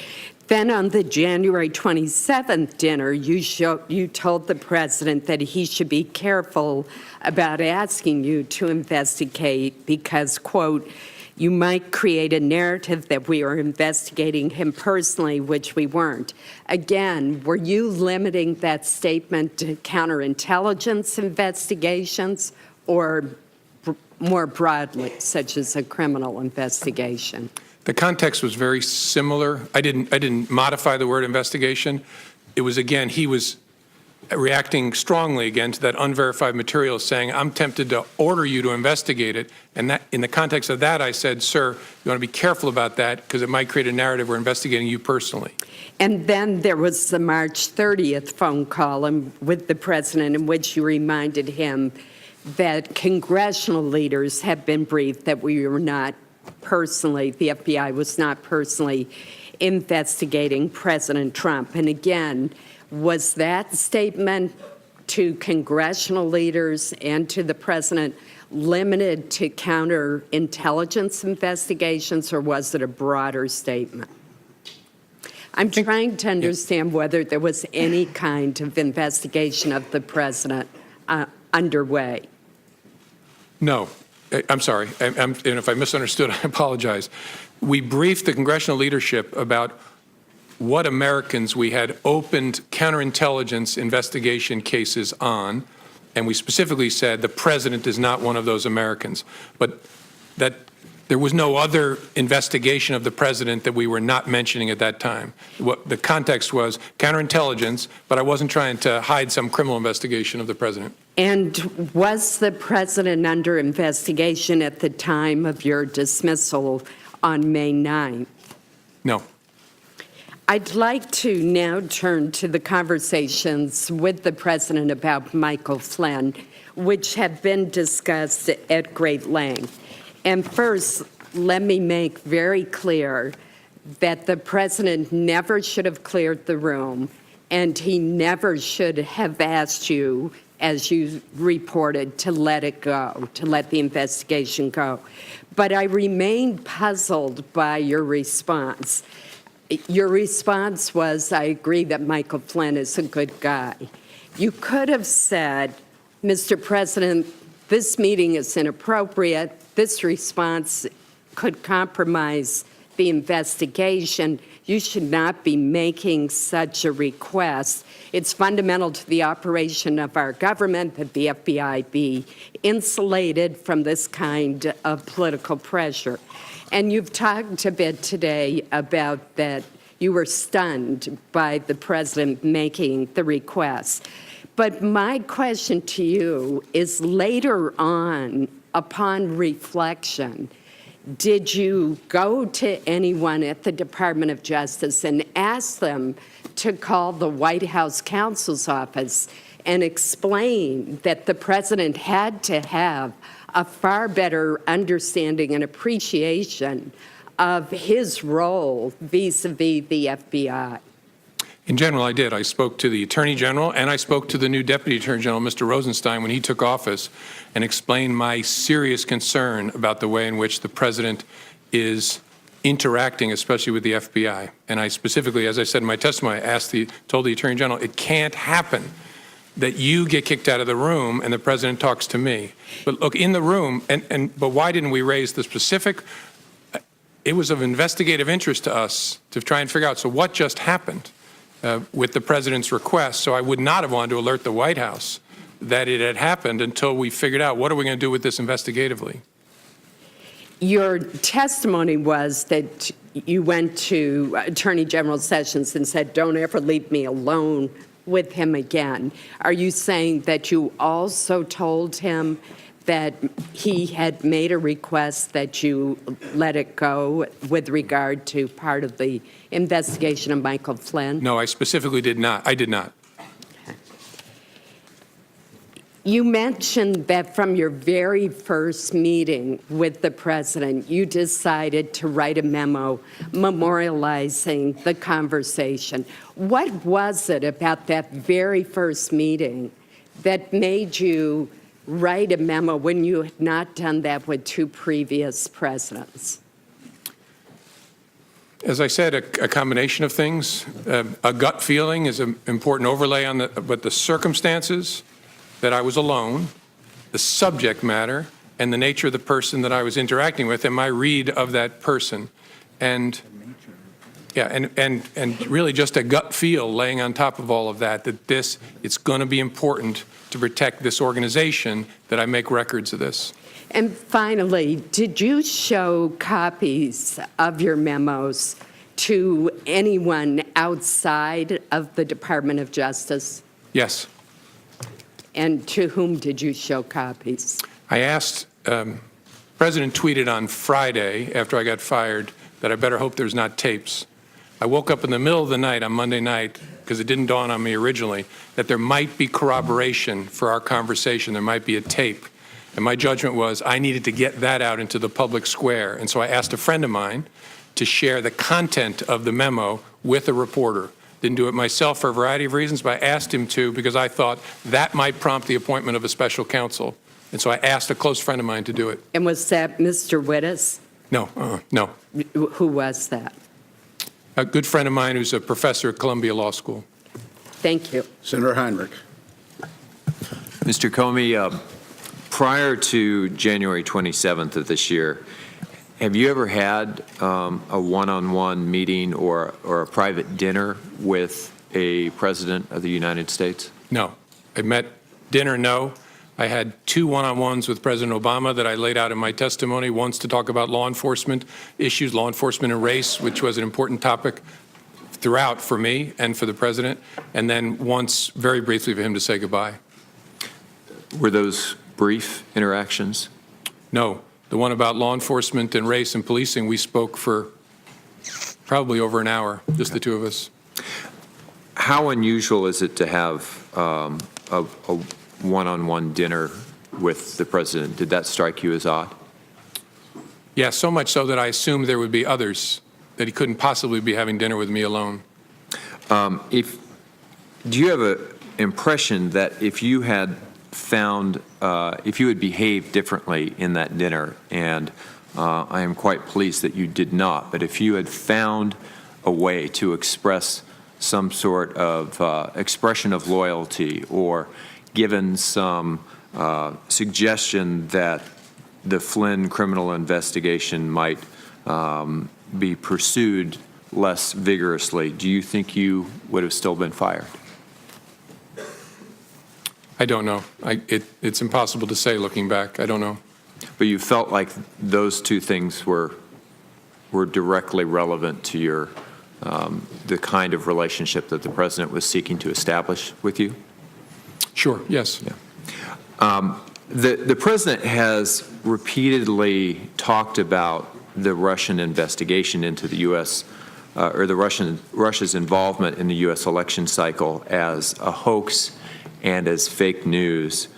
Can you talk a little bit about what you saw as FBI director, and obviously only the parts that you can share in this setting, that demonstrate how serious this action actually was and why there was an investigation in the first place? Yes, sir.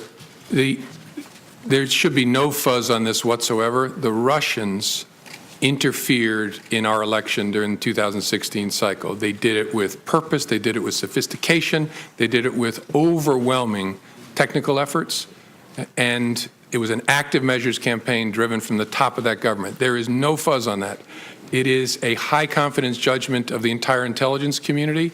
And the members of this committee have seen the intelligence. It's not a close call. That happened. That's about as unfake as you can possibly get, and is very, very serious, which is why it's so refreshing to see a bipartisan focus on that, because this is about America, not about any particular party. So that was a hostile act by the Russian government against this country? Yes, sir. Did the president, in any of those interactions that you've shared with us today, ask you what you should be doing, or what our government should be doing, or the intelligence community, to protect America against Russian interference in our election system? I don't recall a conversation like that. Never? No. Do you find it odd? Not with President Trump. Right. I attended a fair number of meetings on that with President Obama. Do you find it odd that the president seemed unconcerned by Russia's actions in our election? I can't answer that because I don't know what other conversations he had with other advisors or other intelligence community leaders. So I just don't know sitting here. Did you have any interactions with the president that suggested he was taking that hostile action seriously? I don't remember any interactions with the president other than the initial briefing on January the 6th. I don't remember, could be wrong, but I don't remember any conversations with him at all about that. As you're very aware, it was only the two of you in the room for that dinner. You've told us that the president asked you to back off the Flynn investigation. The president told a reporter. Not in that dinner. Fair enough. Told the reporter he never did that. You've testified that the president asked for your loyalty in that dinner. The White House denies that. A lot of this comes down to who should we believe. Do you want to say anything as to why we should believe you? probably my mother raised me not to say things like this about myself, so I'm not going to. I think people should look at the whole body of my testimony, because as I used to say to juries, that when I talked about a witness, you can't cherry pick it. You can't say, I like these things he said, but on this, he's a dirty, rotten liar. Right. You got to take it all together, and I've tried to be open and fair and transparent and accurate. A really significant fact to me is, so why did he kick everybody out of the Oval Office? Why would you kick the Attorney General, the President, the Chief of Staff out to talk to me if it was about something else? And so that to me, as an investigator, is a very significant fact. And as we look at testimony or as communication from both of you, we should probably be looking for consistency. Well, in looking at any witness, you look at consistency, track record, demeanor, record over time, that sort of thing. Thank you. So there are reports that the incoming Trump administration, either during the transition and or after the inauguration, attempted to set up a sort of backdoor communication channel with the Russian government using their infrastructure, their devices or facilities. What would be the risks, particularly for a transition, someone not actually in the office of the president yet, to setting up unauthorized channels with a hostile foreign government, especially if they were to evade our own American intelligence services? I'm not going to comment on whether that happened in an open setting, but the primary risk is obvious. You spare the Russians the cost and effort of having to break into our communications channels by using theirs. And so you make it a whole lot easier for them to capture all of your conversations and then to use those to the benefit of Russia against the United States. The memos that you wrote, did you write all 9 of them in a way that was designed to prevent them from needing classification? No. And on a few of the occasions I sent emails to my chief of staff or others on some of the brief phone conversations that I recall. The first one was a classified briefing. Although it wasn't in a SCIF, it was in a conference room at Trump Tower. It was a classified briefing, and so I wrote that on a classified device. The one I started typing in the car, that was a classified laptop that I started working on. Any reason in a classified environment, in a SCIF, that this committee it would not be appropriate to see those communications from, at least from your perspective as the author? No. Thank you, Mr. Chairman. Senator Blunt. Thank you, Mr. Chairman. Mr. Comey, when you were terminated at the FBI, I said and still continue to feel that you have provided years of great service to the country. I also said that I'd had significant questions over the last year about some of the decisions you made. If the president hadn't terminated your service, would you still be, in your opinion, the director of the FBI today? Yes, sir. So you took as a direction from the president something that you thought was serious and troublesome, but continued to show up for work the next day. Yes, sir. And 6 weeks later, we're telling the president on March the 30th that he was not personally the target of any investigation. Correct. On March the 30th, and I think again on April 11th as well, I told him we're not investigating him personally. That was true. Well, the point to me, the concern to me there is that all these things are going on. You now, in retrospect, or at least you now to this committee, that you had serious concerns about what the president had, you believe, directed you to do, and had taken no action, hadn't even reported up the chain of command, assuming you believe there isn't up the chain of command, that these things had happened. Do you have a sense of that, looking back, that was a mistake? No. In fact, I think no action was the most important thing I could do to make sure there was no interference with the investigation. And on the Flynn issue specifically, I believe you said earlier that you believe the president was suggesting you drop any investigation of Flynn's account of his conversation with the Russian ambassador, which was essentially misleading the vice president and others? Correct. And I'm not going to go into the details, but whether there were false statements made to government investigators as well. Any suggestion that that General Flynn had violated the Logan Act, I always find pretty incredible. The Logan Act's been on the books for over 200 years. Nobody's ever been prosecuted for violating the Logan Act. My sense would be that the discussion, not the problem, misleading investigators or the vice president might have been. That's fair. Yes, sir. And had you previously on February the 14th discussed with the president in the previous meeting anything your investigators had learned or their impressions from talking to Flynn? No, sir. So he said he's a good guy, you said he's a good guy, and that was no further action taken on that. Well, he said more than that, but there was the action was, I wrote it up, briefed our senior team, tried to figure out what to do with it, and just made a decision. We're going to hold this and then see what we make of it down the road.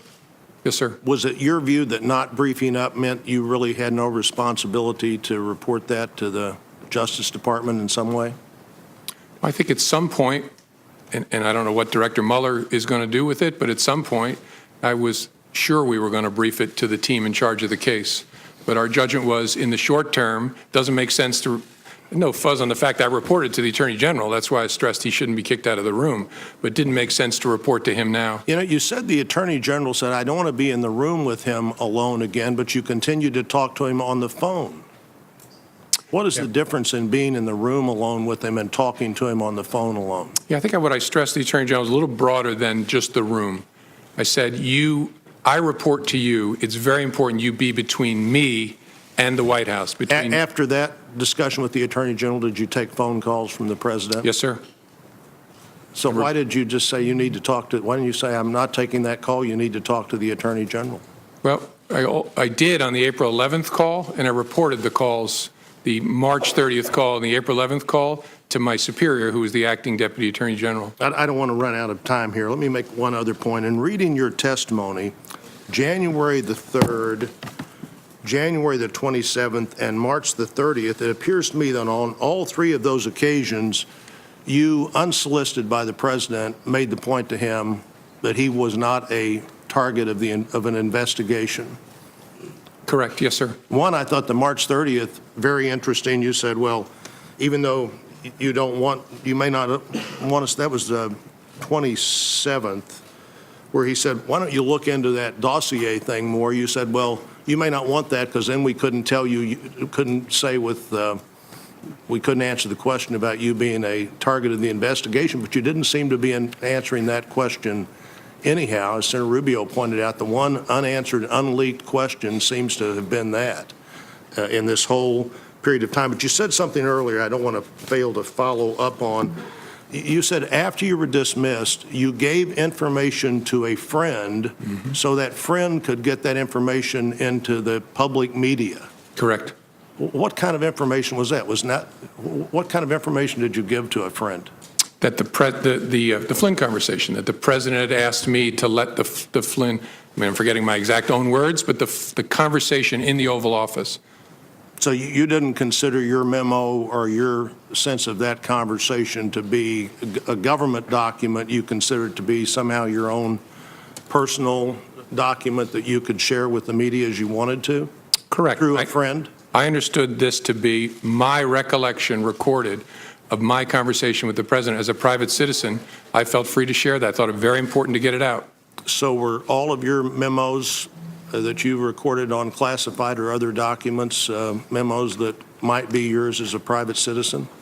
I'm sorry, I'm not following the question. Well, I think you said you'd use classified. Oh, yeah, not the classified documents. Unclassified. I don't have any of them anymore, but I gave them to the special counsel. But, yeah, my view was that the content of those unclassified, the memorialization of those conversations was my recollection recorded. So why didn't you give those to somebody yourself rather than give them through a third party? Because I was worried the media was camping at the end of my driveway at that point, and I was actually going out of town with my wife to hide, and I worried it would be like feeding seagulls at the beach if it was I who gave it to the media. So I asked my friend, make sure this gets out. It does seem to me that what you do there is create a source close to the former director of the FBI, as opposed to just taking responsibility yourself for saying, here are these records. And And like everybody else, I have other things I'd like to get into, but I'm out of time. Okay. Senator King. Thank you. First, I'd like to acknowledge Senator Blumenthal and earlier Senator Nelson. I think the one principal thing you'll learn today, Senator, is that the chairs there are less comfortable than the chairs here. But I welcome you to the hearing. Mr. Comey, a broad question. Was the Russian activity in the 2016 election a one-off proposition, or is this part of a long-term strategy? Will they be back? Oh, it's a long-term practice of theirs. It stepped up a notch in a significant way in 16. They'll be back.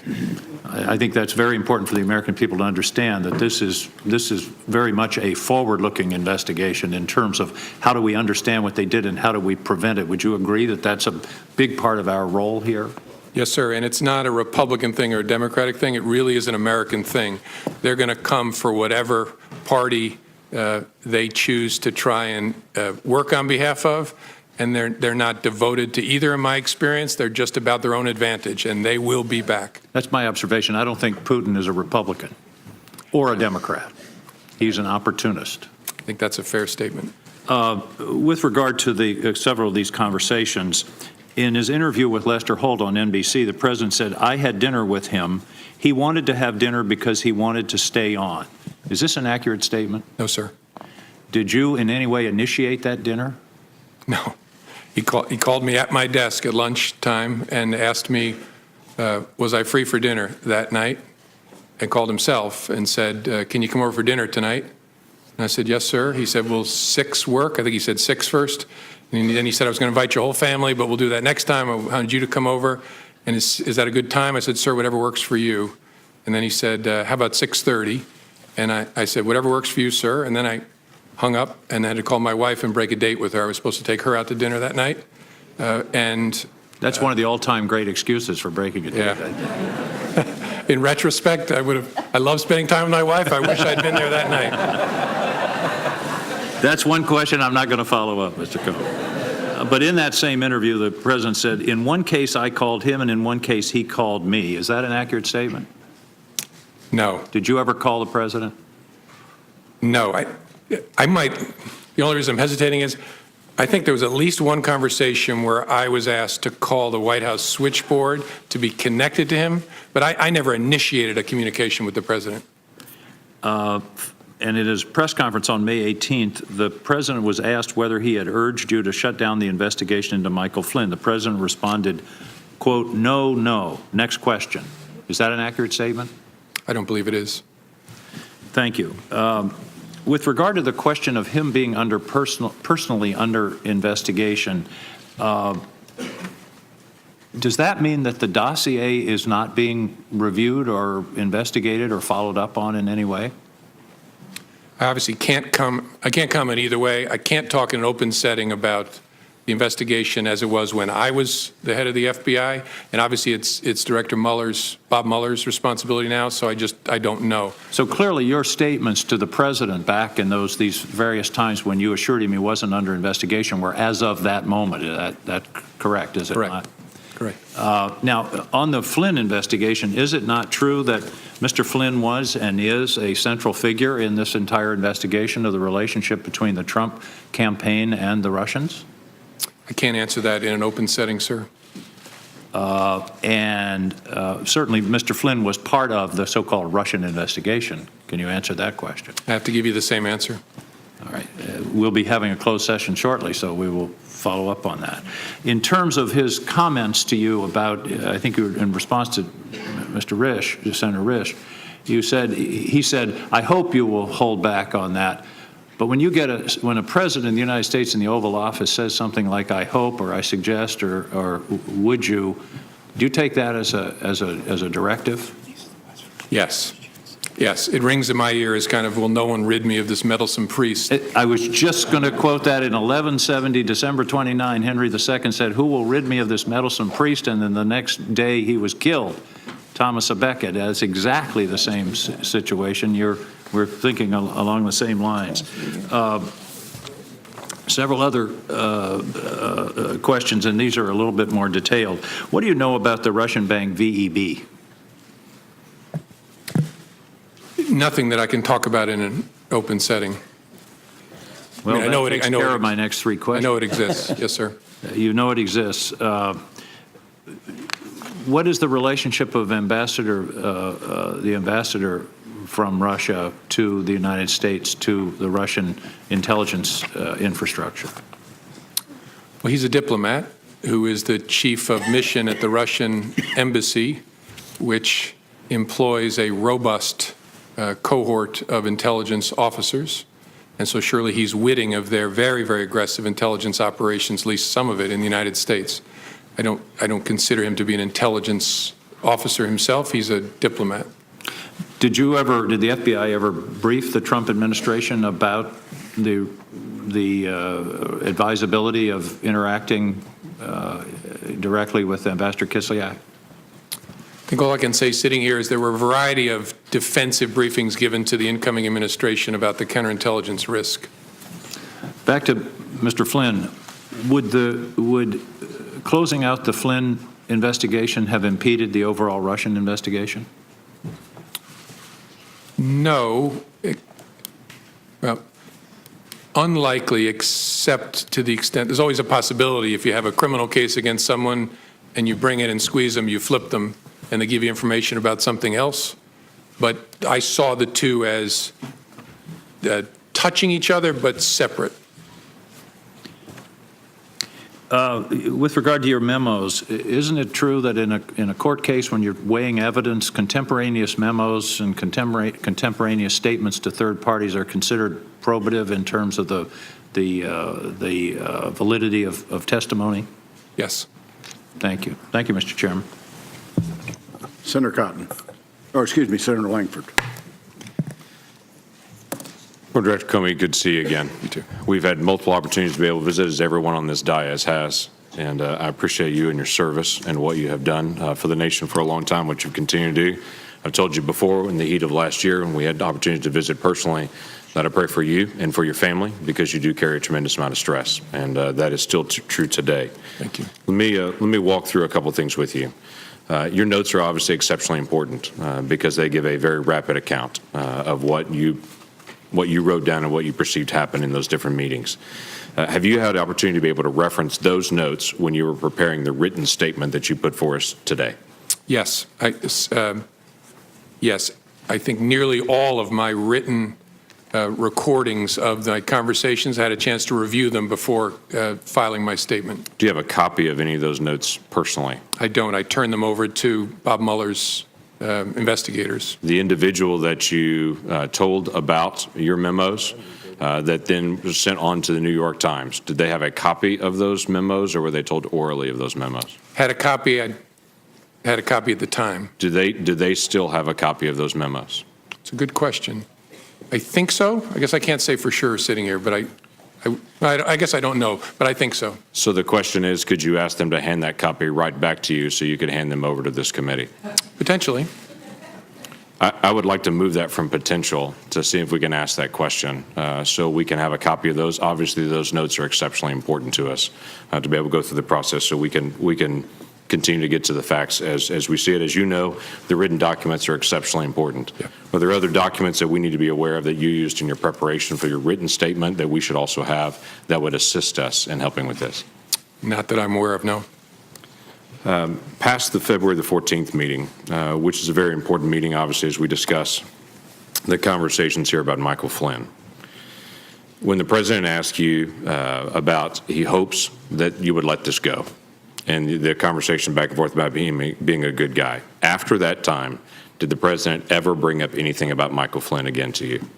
You had multiple other conversations you have documented with the president. No, I don't remember him ever bringing it up again. Did any member of the White House staff ever come to you and talk to you about letting go of the Michael Flynn case or dropping it or anything referring to that? No. Nope.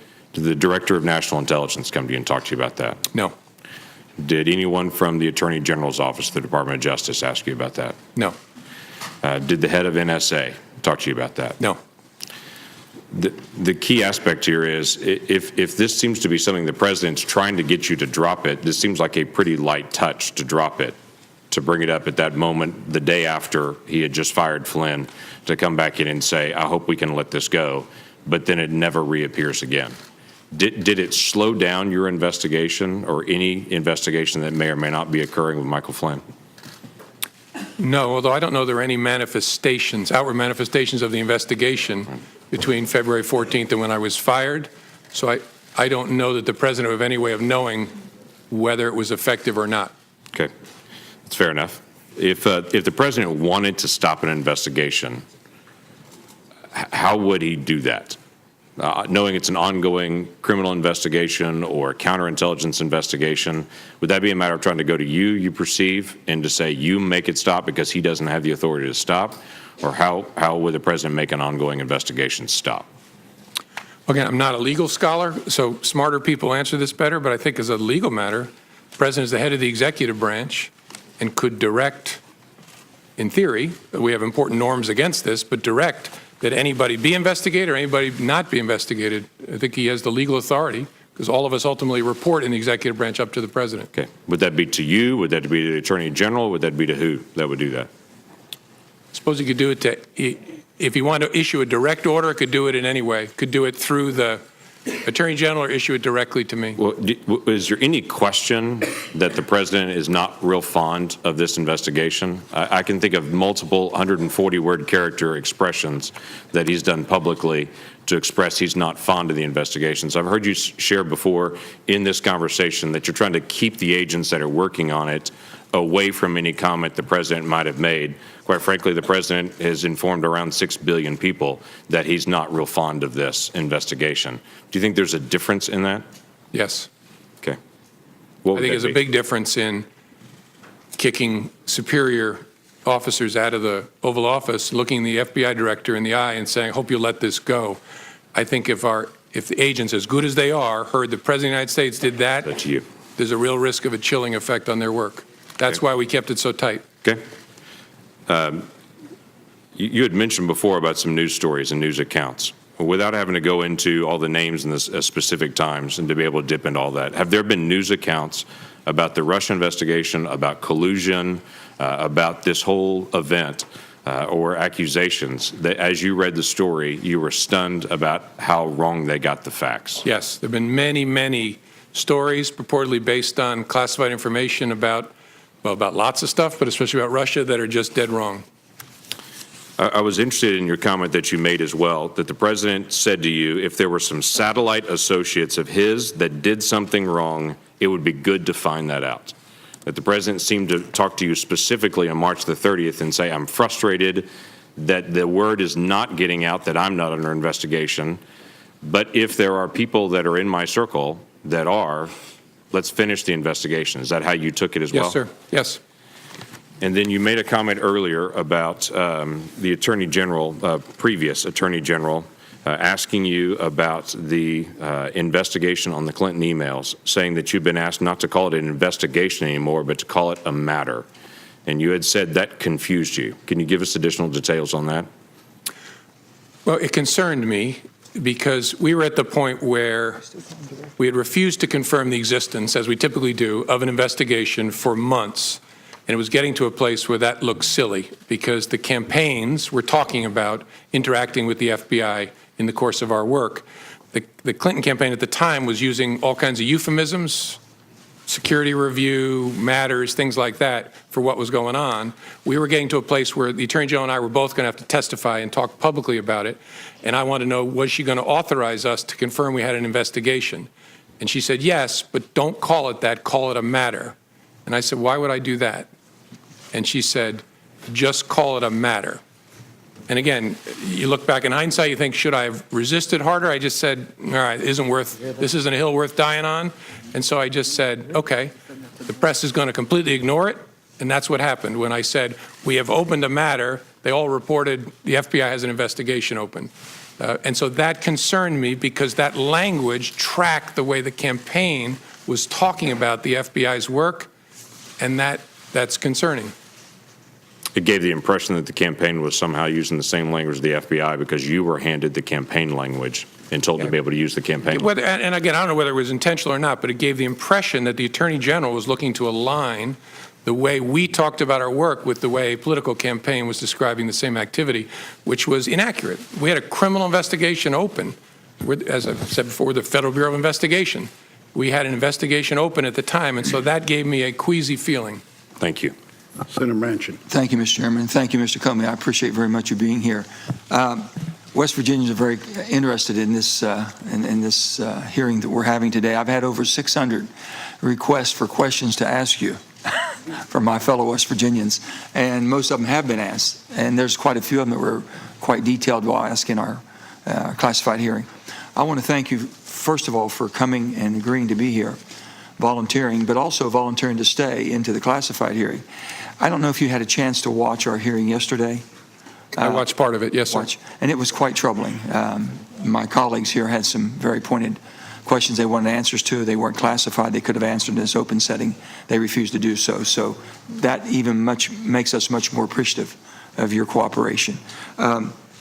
Sir, the seriousness of the Russian aggressions in our past elections, and knowing that it'll be ongoing, as Senator King had alluded to, what's your concerns there? I mean, what should the American public understand? People said, well, why are we worried about this? Why make such a big deal out of this Russian investigation? Can you tell me what your thoughts would be? Sir. And then the final thing is on this same topic. Did the president ever show any concern or interest or curiosity about what the Russians were doing? Thank you, Senator. As I said earlier, I don't remember any conversations with the president about the Russia election interference. Did he ever ask you any questions concerning this? Well, there was an initial briefing of our findings, and I think there was conversation there. I don't remember it exactly, where he asked questions about what we had found and what our sources were and what our confidence level was. But after that, I don't remember anything. The reason this is such a big deal is we have this big, messy, wonderful country where we fight with each other all the time, but nobody tells us what to think, what to fight about, what to vote for, except other Americans. And that's wonderful and often painful, but we're talking about a foreign government that, using technical intrusion and lots of other methods, tried to shape the way we think, we vote, we act. That is a big deal, and people need to recognize it. It's not about Republicans or Democrats. They're coming after America, which I hope we all love equally. They want to undermine our credibility in the face of the world. They think that this great experiment of ours is a threat to them, and so they're going to try to run it down and dirty it up as much as possible. That's what this is about, and they will be back because we remain, as difficult as we can be with each other, we remain that shining city on the hill, and they don't like it. So this is extremely important. It's extremely dangerous what we're dealing with, and it's needed, is what you're saying. Yes, sir. Do you believe there were any tapes or recordings of your conversations with the president? It never occurred to me till the president's tweet. I'm not being facetious. I hope there are, and I'll consent to the release of. So both of you are in the same findings here. You both hope there's tapes and recordings. Well, all I can do is hope. The president surely knows whether he taped me, and if he did, my feelings aren't hurt. Release all the tapes. I'm good with it. Gotcha. Sir, do you believe that Robert Mueller, our new special investigator on Russia, will be thorough and complete without political intervention? And would you be confident on his findings and recommendations? Yes, Bob Mueller is one of the finest people and public servants this country has ever produced. He will do it well.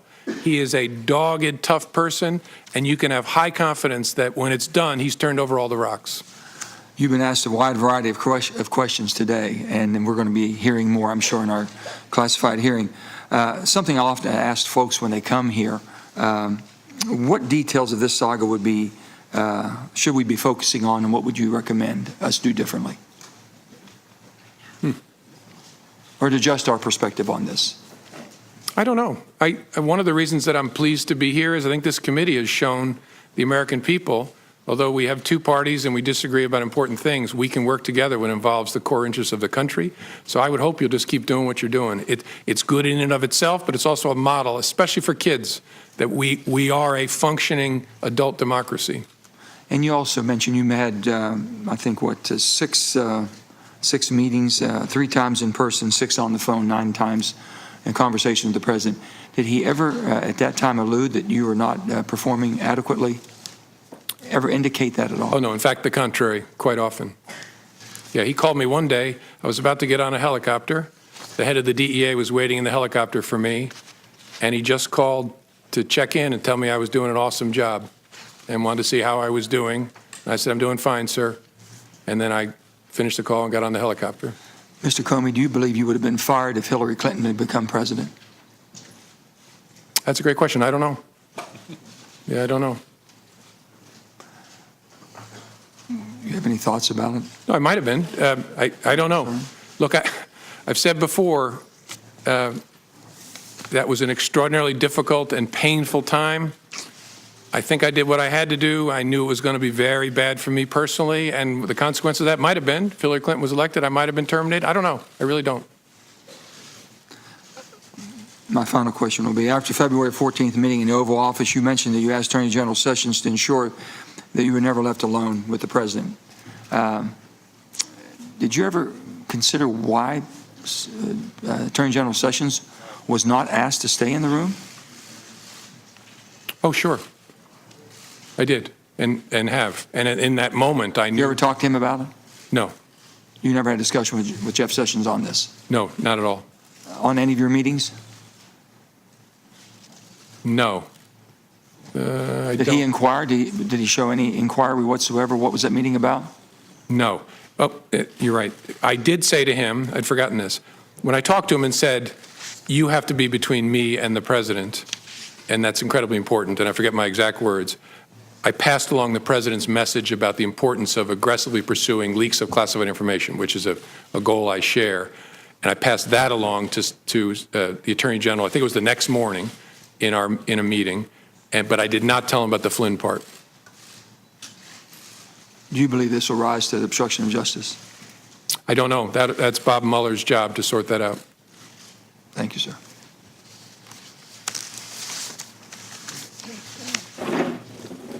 Mr. Chairman. Senator Cotton. Mr. Comey, you encouraged the president to release the tapes. Will you encourage the Department of Justice or your friend at Columbia, or Mr. Mueller, to release your memos? Sure. You said that you did not record your conversations with President Obama or President Bush in memos. Did you do so with Attorney General Sessions or any other senior member of the Trump Department of Justice? No. Did you? I'm sorry. Did you record conversations and memos with Attorney General Lynch or any other senior member of the Obama Department of Justice? No, not that I recall. In your statement for the record, you cite 9 private conversations with the president, 3 meetings, and 2 phone calls. There are 4 phone calls that are not discussed in your statement for the record. What happened in those phone calls? The president called me, I believe, shortly before he was inaugurated as a follow-up to our private conversation on January the 6th. He just wanted to reiterate his rejection of the allegation and talk about he'd thought about it more and why he thought it wasn't true, the verified and unverified and salacious parts. And during that call, he asked me, again, hope you're going to stay, you're doing a great job. And I told him that I intended to. There was another phone call that I mentioned, I think was, could have the date wrong, March the 1st, where he called just to check in with me as I was about to get on the helicopter. There was a secure call we had about an operational matter that was not related to any of this, about something the FBI was working on. He wanted to make sure that I understood how important he thought it was, a totally appropriate call. And then the 4th call, I'm probably forgetting, I may have meant the call when he called to invite me to dinner. I'll think about it as I'm answering other questions, but I think I got that right. Let's turn our attention to the underlying activity at issue here, Russia's hacking into those emails and releasing them, and the allegations of collusion. Do you believe Donald Trump colluded with Russia? It's a question I don't think I should answer in an open setting. As I said, that when I left, we did not have an investigation focused on President Trump. But that's a question that'll be answered by the investigation, I think. Let me turn to a couple statements by one of my colleagues, Senator Feinstein. She was the ranking member on this committee until January, which means she had access to information that only she and Chairman Burr did. She's now the senior Democrat on the Judiciary Committee, meaning she has access to the FBI that most of us don't. On May 3rd, on CNN's Wolf Blitzer show, she was asked, do you have evidence that there was in fact collusion between Trump associates and Russia during the campaign? She answered, not at this time. On May 18th, at the same show, Mr. Blitzer said, the last time we spoke, Senator, I asked if you had actually seen any evidence of collusion between the Trump campaign and the Russians, and you said to me, and I'm quoting you now, you said, not at this time. Has anything changed since we last spoke? Senator Feinstein said, well, no, it hasn't. Do you have any reason to doubt those statements? I don't doubt that Senator Feinstein was saying what she understood. I just don't want to go down that path, first of all, because I'm not in the government anymore, and answering in the negative, I just worry leads me deeper and deeper into talking about the investigation in an open setting. I'm always trying to be fair. I don't want to be unfair to President Trump. I'm not trying to suggest by my answer something nefarious, but I don't want to get into the business of saying not as to this person, not as to that person. On February 14th, the New York Times published a story, the headline of which was Trump campaign aides had repeated contacts with Russian intelligence. You were asked earlier if that was an inaccurate story, and you said in the main. Would it be fair to characterize that story as almost entirely wrong? Yes. Did you have, at the time that story was published, any indication of any contact between Trump people and Russians, intelligence officers, other government officials, or close associates of the Russian government? That's one I can't answer sitting here. We can discuss that in a classified setting then. I want to turn attention now to Mr. Flynn and the allegations of his underlying conduct. To be specific, his alleged interactions with the Russian ambassador on the telephone, and then what he said to senior Trump administration officials and Department of Justice officials. I understand there are other issues with Mr. Flynn related to his receipt of foreign monies or disclosure of potential advocacy activity on behalf of foreign governments. Those are serious and credible allegations that I'm sure will be pursued, but I want to speak specifically about his interactions with the Russian ambassador. There was a story on January 23rd in the Washington Post that says, entitled, FBI reviewed Flynn's calls with Russian ambassador but found nothing illicit. Is this story accurate? I don't want to comment on that, Senator, because I'm pretty sure the Bureau has not confirmed any interception of communications. And so I don't want to talk about that in an open setting. Would it be improper for an incoming national security advisor to have a conversation with a foreign ambassador? In my experience, no. But you can't confirm or deny that the conversation happened, and we would need to know the contents of that conversation to know if it was in fact improper. Yeah, I don't think I can talk about that in an open setting. And again, I've been out of government now a month, so I also don't want to talk about things when it's now somebody else's responsibility. But maybe in the classified setting, we can talk more about that. You stated earlier that there wasn't an open investigation of Mr. Flynn in the FBI. Did you or any FBI agent ever sense that Mr. Flynn attempted to deceive you or made false statements to an FBI agent? I don't want to go too far. That was the subject of the criminal inquiry. Did you ever come close to closing the investigation on Mr. Flynn? I don't think I can talk about that in an open setting either. We can discuss these more in a closed setting then. Mr. Comey, in 2004, you were a part of a well-publicized event about an intelligence program that had been recertified several times, and you were acting Attorney General when Attorney General John Ashcroft was incapacitated due to illness. There was a dramatic showdown at the hospital here.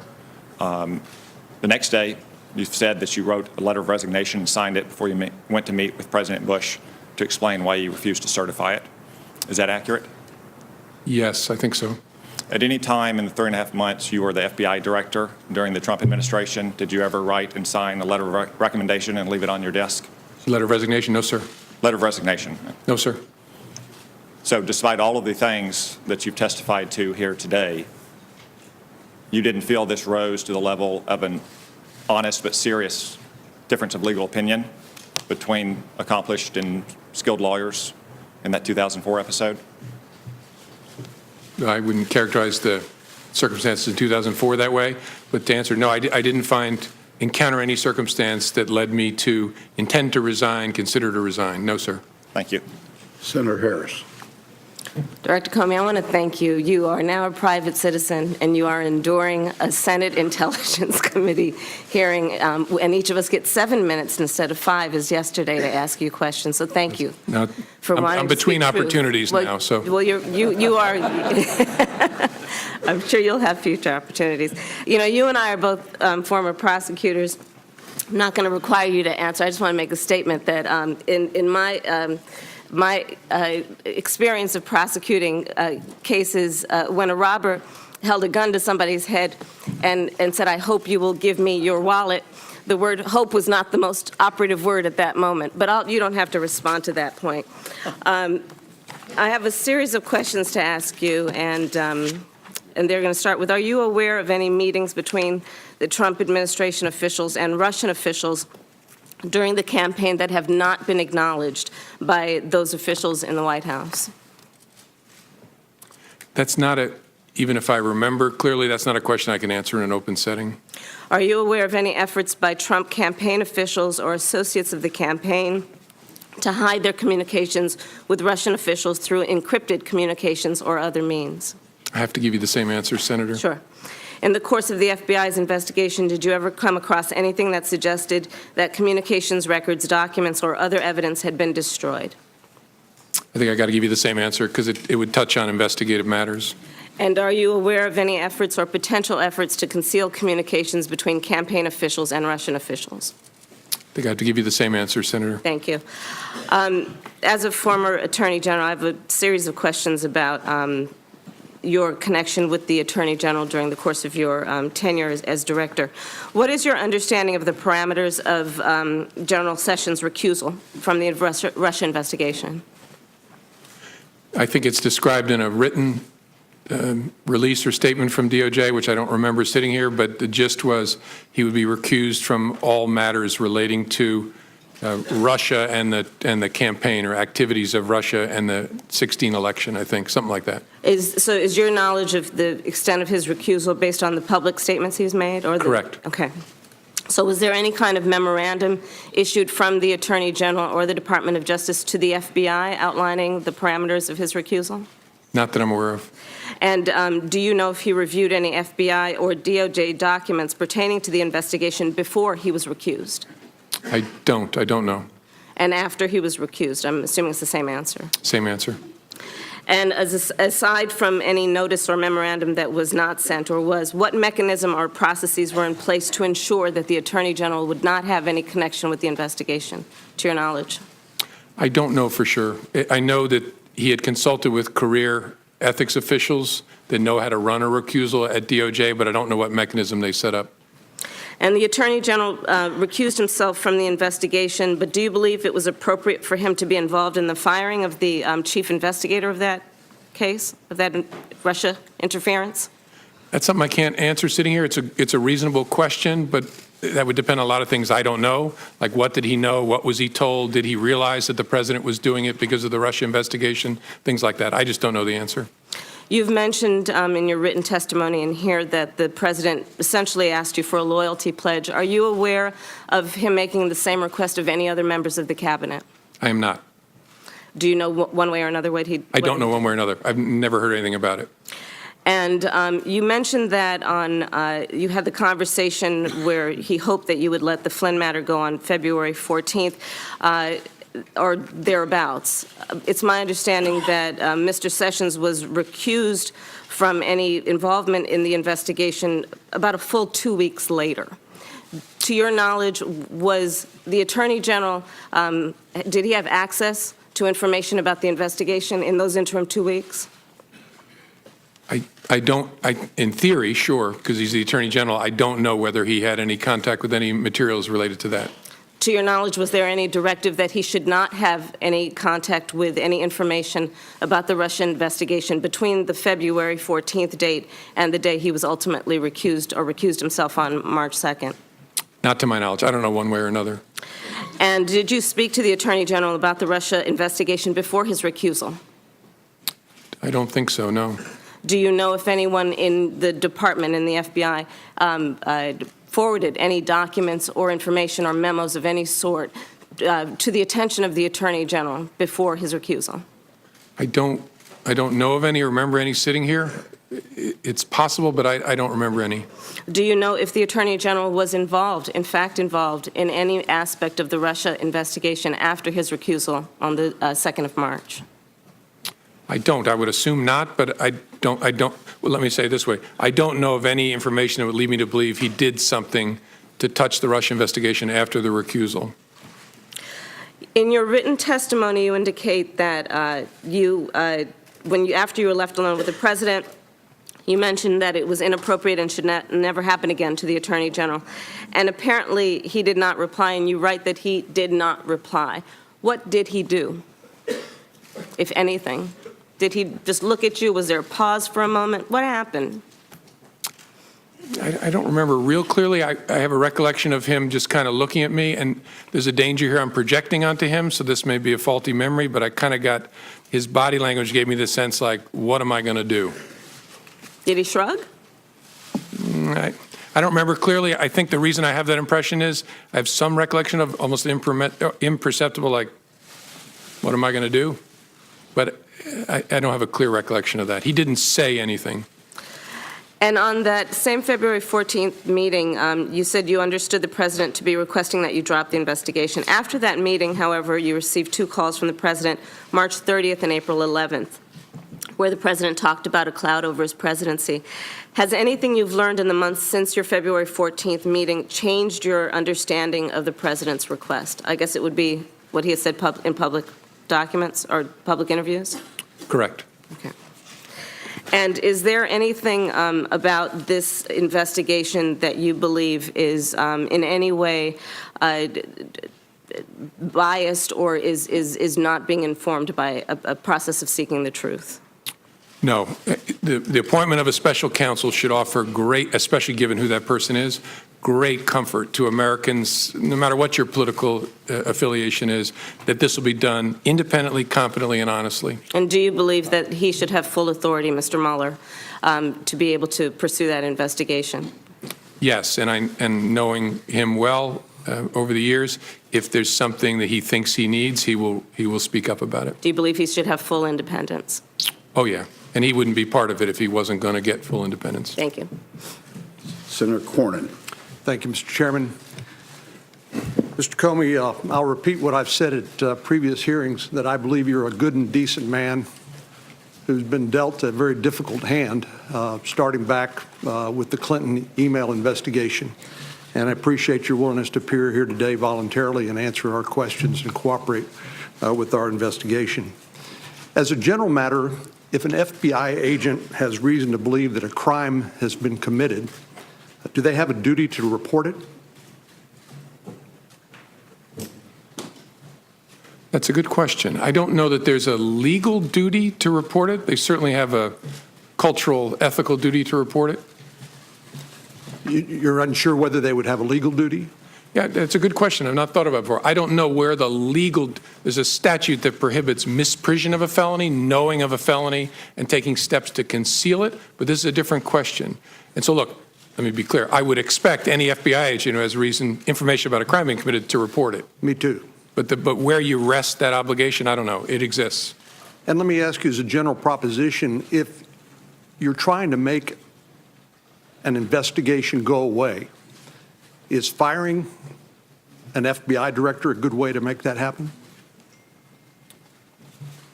By that, I mean... Yeah, it doesn't make a lot of sense to me, but I'm obviously hopelessly biased, given that I was the one fired. I understand it's personal. No, given the nature of the FBI, I meant what I said. There's no indispensable people in the world, including at the FBI, that there's lots of bad things about me not being at the FBI. Most of them are for me, but the work's going to go on as before. So nothing that's happened that you've testified to here today has impeded the investigation of the FBI or Director Mueller's commitment to get to the bottom of this from the standpoint of the FBI and the Department of Justice. Would you agree with that? Correct. Especially the appointment of former Director Mueller is a critical part of that equation. Let me take you back to the Clinton email investigation. I think you've been cast as a hero or a villain, depending on the whose political ox is being gored at many different times during the course of the Clinton email investigation, and even now perhaps. But you clearly were troubled by the conduct of the sitting Attorney General, Loretta Lynch, when it came to the Clinton email investigation. You mentioned the characterization that you'd been asked to accept that this was a matter and not a criminal investigation, which you said it was. There was the matter of President Clinton's meeting on the tarmac with the sitting Attorney General at a time when his wife was subject to a criminal investigation, and you suggested that perhaps there are other matters that you may be able to share with us later on in a classified setting. But it seems to me that you clearly believe that Loretta Lynch, the Attorney General, had an appearance of a conflict of interest on the Clinton email investigation. Is that correct? I think that's fair. I didn't believe she could credibly decline that investigation, at least not without grievous damage to the Department of Justice and to the FBI. And under Department of Justice and FBI norms, wouldn't it have been appropriate for the Attorney General, or if she had recused herself, which she did not do, for the Deputy Attorney General to appoint a special counsel? That's essentially what's happened now with Director Mueller. Would that have been an appropriate step in the Clinton email investigation, in your opinion? Certainly a possible step, yes, sir. And were you aware that Ms. Lynch had been requested numerous times to appoint a special counsel and had refused? Yes, I think members of Congress had repeatedly asked, yes, sir. Yours truly did on multiple occasions. And that heightened your concerns about the appearance of a conflict of interest with the Department of Justice, which caused you to make what you have described as an incredibly painful decision to basically take the matter up yourself, and led to that July press conference.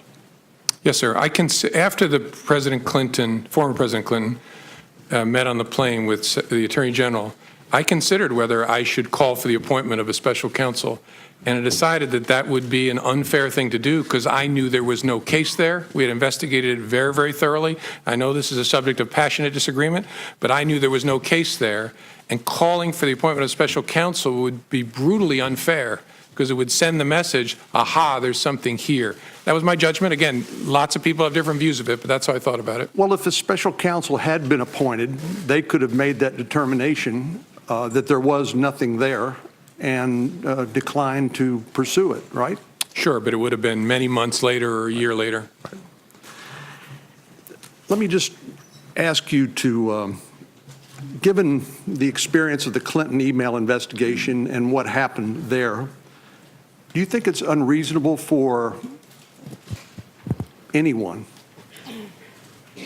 any president, who has been assured on multiple occasions that he's not the subject of an FBI investigation, do you think it's unreasonable for them to want the FBI director to publicly announce that so that this cloud over his administration would be removed? I think that's a reasonable point of view. The concern would be obviously, because if that boomerang comes back, it's going to be a very big deal because there will be a duty to correct. Well, we saw that in the Clinton email investigation, of course. Yes, I recall that. Yeah, I know you do.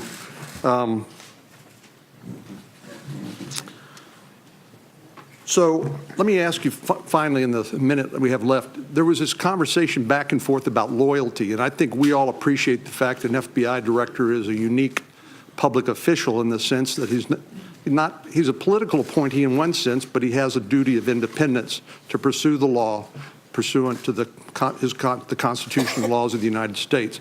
And so when the president asked you about loyalty, you got in this back and forth about, well, I'll pledge you my honesty.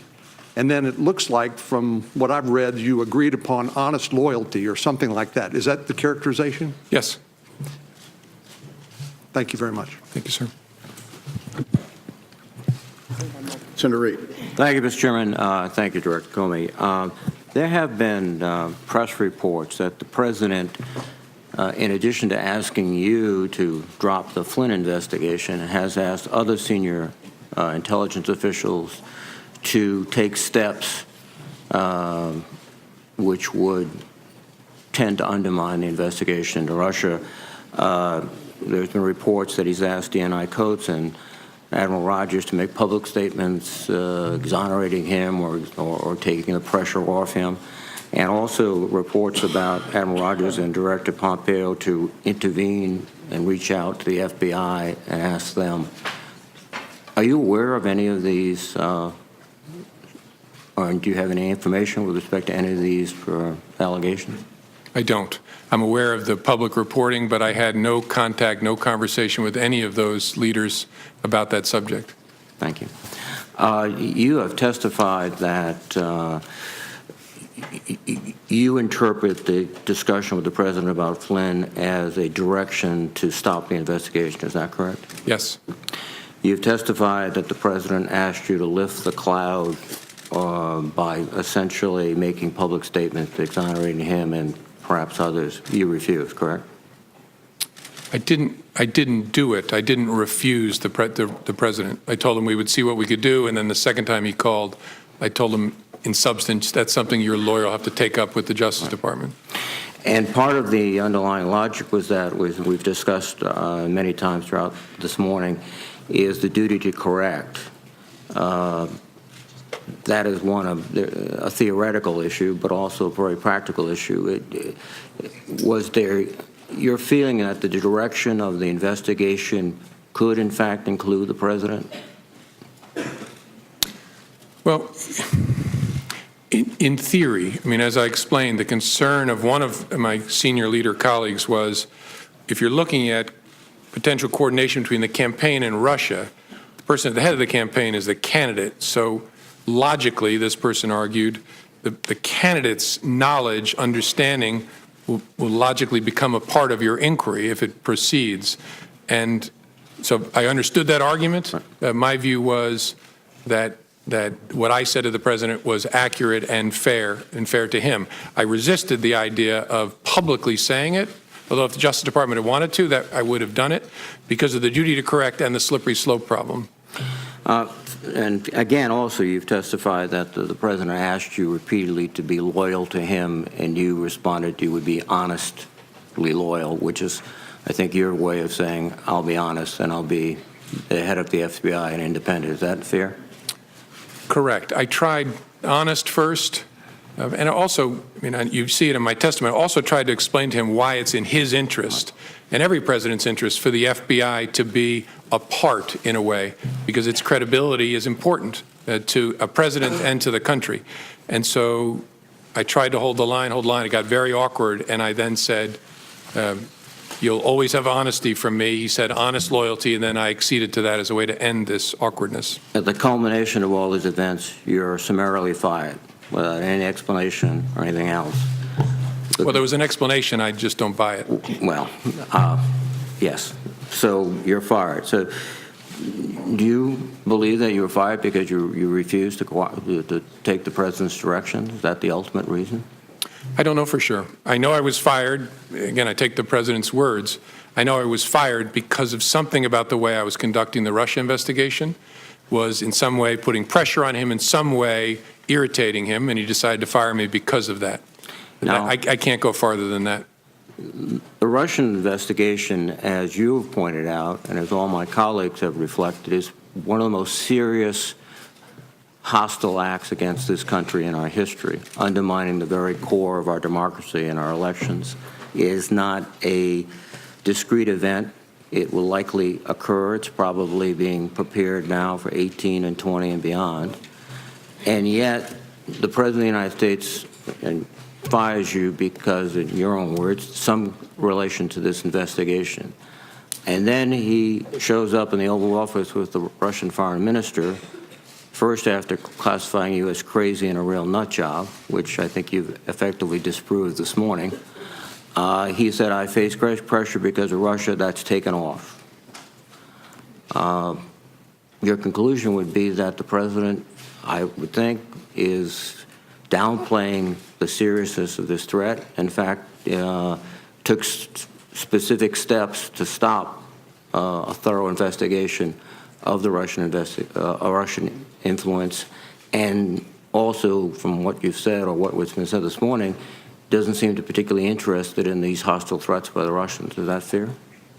I don't know that I can agree to that level of detail. There's no doubt that it's a fair judgment, it's my judgment, that I was fired because of the Russia investigation. I was fired in some way to change, or the endeavor was to change the way the Russia investigation was being conducted. That is a very big deal, and not just because it involves me. The nature of the FBI and the nature of its work requires that it not be the subject of political consideration. And then on top of that, you have the Russia investigation itself is vital because of the threat. And I know I should have said this earlier, but it's obvious. If any Americans were part of helping the Russians do that to us, that is a very big deal. And I'm confident that if that is the case, Director Mueller will find that evidence. Finally, the president tweeted that James Comey better hope that there are no tapes of our conversation before he starts leaking to the press. Was that a rather unsubtle attempt to intimidate you from testifying and intimidate anyone else who seriously crosses his path of not doing it? I'm not going to sit here and try to interpret the president's tweets. To me, its major impact was, as I said, occurred to me in the middle of the night. Holy cow, there might be tapes. And if there are tapes, it's not just my word against his on the direction to get rid of the Flynn investigation. Thank you very much. Senator McCain. In the case of Hillary Clinton, you made the statement that there wasn't sufficient evidence to bring a suit against her, although it had been very careless in their behavior. But you did reach a conclusion in that case that it was not necessary to further pursue her. Yet at the same time, in the case of Mr. Comey, you said that there was not enough information to make a conclusion. Tell me the difference between your conclusion as far as former Secretary Clinton is concerned and Mr. Trump. The Clinton investigation was a completed investigation that the FBI had been deeply involved in, and so I had an opportunity to understand all the facts and apply those facts against the law as I understood them. This investigation was underway, still going when I was fired, so it's nowhere near in the same place. At least it wasn't when I was. But it's still ongoing. Correct. So far as I know, it was when I left. That investigation was going on. This investigation is going on. You reached separate conclusions. No, that one was done. That investigation of any involvement of Secretary Clinton or any of her associates is completed. Yes, as of July the 5th, the FBI completed its investigative work, and that's what I was announcing, what we had done and what we had found. Well, at least in the minds of this member, there's a whole lot of questions remaining about what went on, particularly considering the fact that, as you mentioned, it's a, quote, big deal as to what went on during the campaign.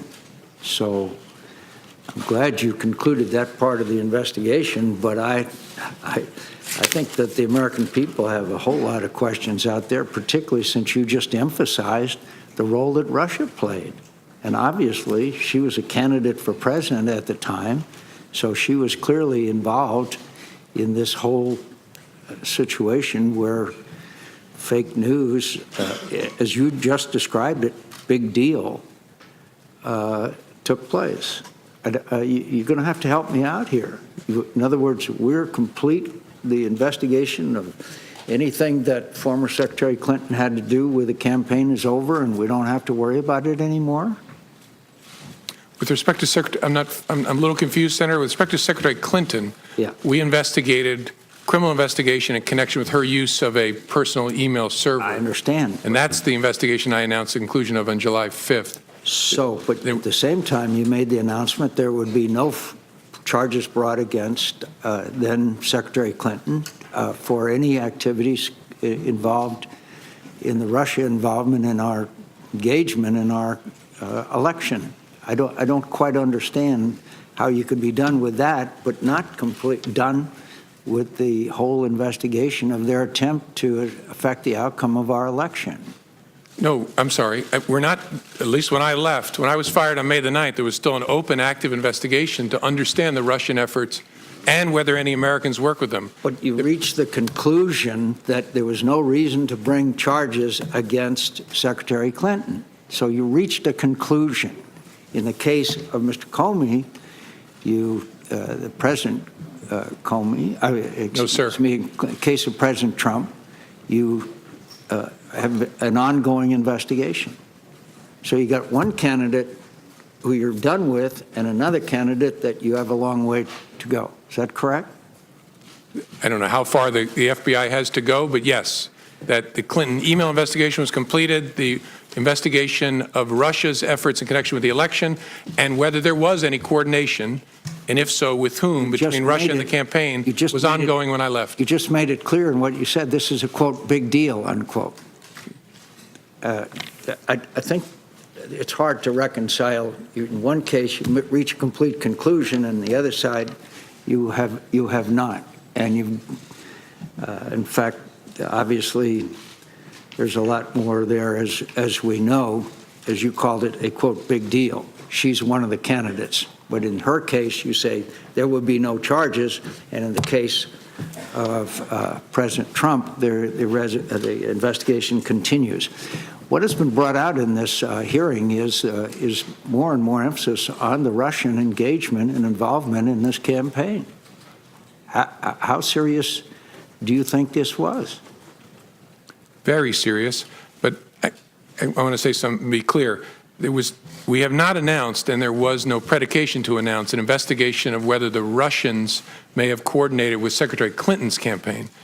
Secretary Clinton's campaign. No, but they may not have been involved with their campaign. They were involved with the entire presidential campaign, obviously. Of course. Yes, sir. And that is an investigation that began last summer, and so far as I'm aware, continues. So both President Trump and former candidate Clinton are both involved in the investigation, yet one of them, you said there's going to be no charges, and the other one, the investigation continues. Well, I think there's a double standard there, to tell you the truth. Then when the president said to you, you talked about the April 11th phone call, and he said, quote, because I've been very loyal to you, very loyal. We had that thing, you know. Did that arouse your curiosity as what, quote, that thing was? Yes. Why didn't you ask him? It didn't seem to me to be important for the conversation we were having to understand it. I took it to be an effort to communicate to me that there is a relationship between us where I've been good to you, you should be good to me. Yeah, but I think it would intensely arouse my curiosity if the President of the United States said, we had that thing, you know. I'd like to know what the hell that thing is, particularly if I'm the director of the FBI. Yeah, I get that, Senator. Honestly, I'll tell you what, this is speculation, but what I concluded at the time is in his memory, he was searching back to our encounter at the dinner and was preparing himself to say, I offered loyalty to you, you promised loyalty to me, and all of a sudden, his memory showed him that did not happen, and I think he pulled up short. That's just a guess, but I've a lot of conversations with humans over the years. I think I would have had some curiosity if it had been about me, to be honest with you. So are you aware anything that would believe you to believe that the president or the members of the administration or members of the campaign could potentially be used to coerce or blackmail the administration? That's a subject for investigation. It's not something I can comment on sitting here. But you reached that conclusion as far as Secretary Clinton was concerned. But you're not reaching a conclusion as far as this administration is concerned. Are you aware of anything that would lead you to believe that information exists that could coerce members of the administration or blackmail the administration? That's not a question I can answer, Senator. Senator's time's expired. Thank you. All time's expired for the hearing. Can I say for members, we'll reconvene promptly at 1 p.m. In the hearing room. We have a vote scheduled for 1:45. I would suggest that all members promptly be there at 1 o'clock. We have about 3 minutes. I'd like to have order. Photographers return to where you were, please. This hearing's not adjourned yet. Either that or we'll remove you. To members, we have about 3 minutes of updates that we would love to cover as soon as we get into the closed session before we have an opportunity to spend some time with Director Comey. Based on our agreement, it would be my intentions to adjourn that closed hearing between 2 and 2:10 so that members can go vote, and I would urge you to eat at that time. Jim, several of us on this committee have had the opportunity to work with you since you walked in the door. I want to say personally on behalf of all the committee members, we're grateful to you for your service to your country, not just in the capacity as FBI director, but as prosecutor, and more importantly, being somebody that loves this country enough to tell it like it is. I want to say to your workforce that we're grateful to them with the level of cooperation that they have shown us, with the trust we've built between both organizations, the Congress and the Bureau. We couldn't do our job if it wasn't for their willingness to share candidly with us the work that we need to see. This hearing's the 9th public hearing this committee has had this year. That is twice the historical year-long average of this committee. I think the Vice Chairman and my biggest challenge when this investigation has concluded is to return our hearings to the secrecy of a closed hearing, to encourage our members not to freely talk about intelligence matters publicly, and to respect the fact that we have a huge job, and that's to represent the entire body of the United States Senate and the American people, to make sure that we work with the intelligence community to provide you the tools to keep America safe, and that you do it within the legal limit or those limits that are set by the executive branch. We could not do it if it wasn't for trusted partnership that you have been able to lead and others before you. So as we depart from this is a pivotal hearing in our investigation. We're grateful to you for the professionalism you've shown and your willingness. I will turn to the Vice Chairman. I simply want to echo, again, the thanks for your appearance. And there clearly still remain a number of questions. And the one thing I want to commit to you, and more importantly, I think, Chairman, I want to commit to all those who are still potentially watching and following. There's still a lot of unanswered questions, and we're going to get to the bottom of this. We're going to get the facts out. The American people deserve to know. There's the questions around implications of Trump officials and the Russians, but there's also the macro issue of what the Russians did and continue to do. And I think it is very important that all Americans realize that threat is real. It is continuous. It is not just towards our nation. It is all towards all Western democracies, and we have to come to a solution set. Thank you, Mr. Chairman. Director Comey, thank you once again on behalf of the committee. This hearing's adjourned.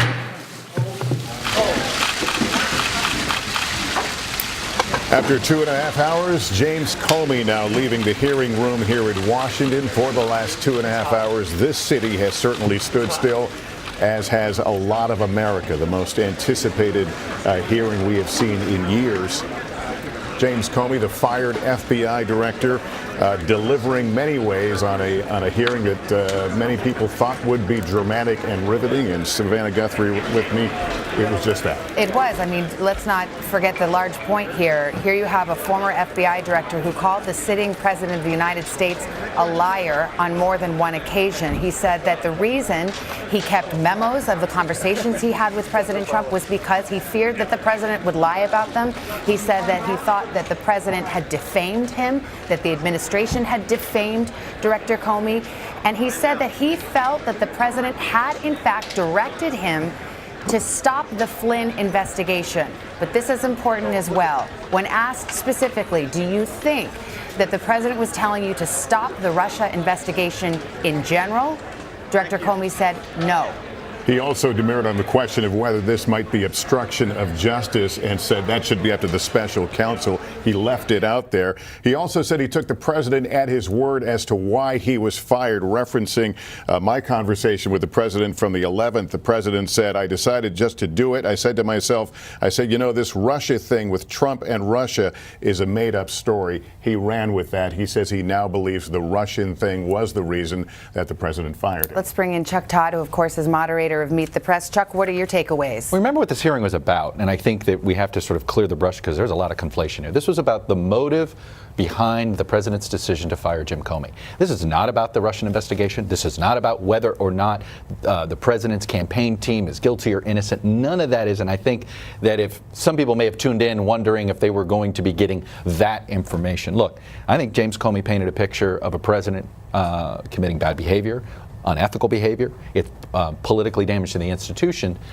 But he did not paint a easy picture, probably, on the obstruction of justice charge, which was clearly the Republican effort on the committee, which was to try to essentially protect the president from the worst aspects of what this could have been, obstruction of justice or abuse of power. And it seemed as if they were very careful, and Comey was very careful not to allege that. He walked up to the line. He is giving Robert Mueller the opportunity to see if that indeed ends up being the case. But he stopped short there. So if you're a Democrat looking for the smoking gun behind motive, you didn't get it. If you're a Republican, I think you've got specific things you can feel as if you can defend the president on. But atmospherically, big picture, this is still a horrendous day for this president. And remember, a lot of what he talked about was intuition, his feeling, the body language, what the president said, and an interpretation. I think one of the things that also struck me, as you recall, that the president had said he'd better hope there are no tapes. Right.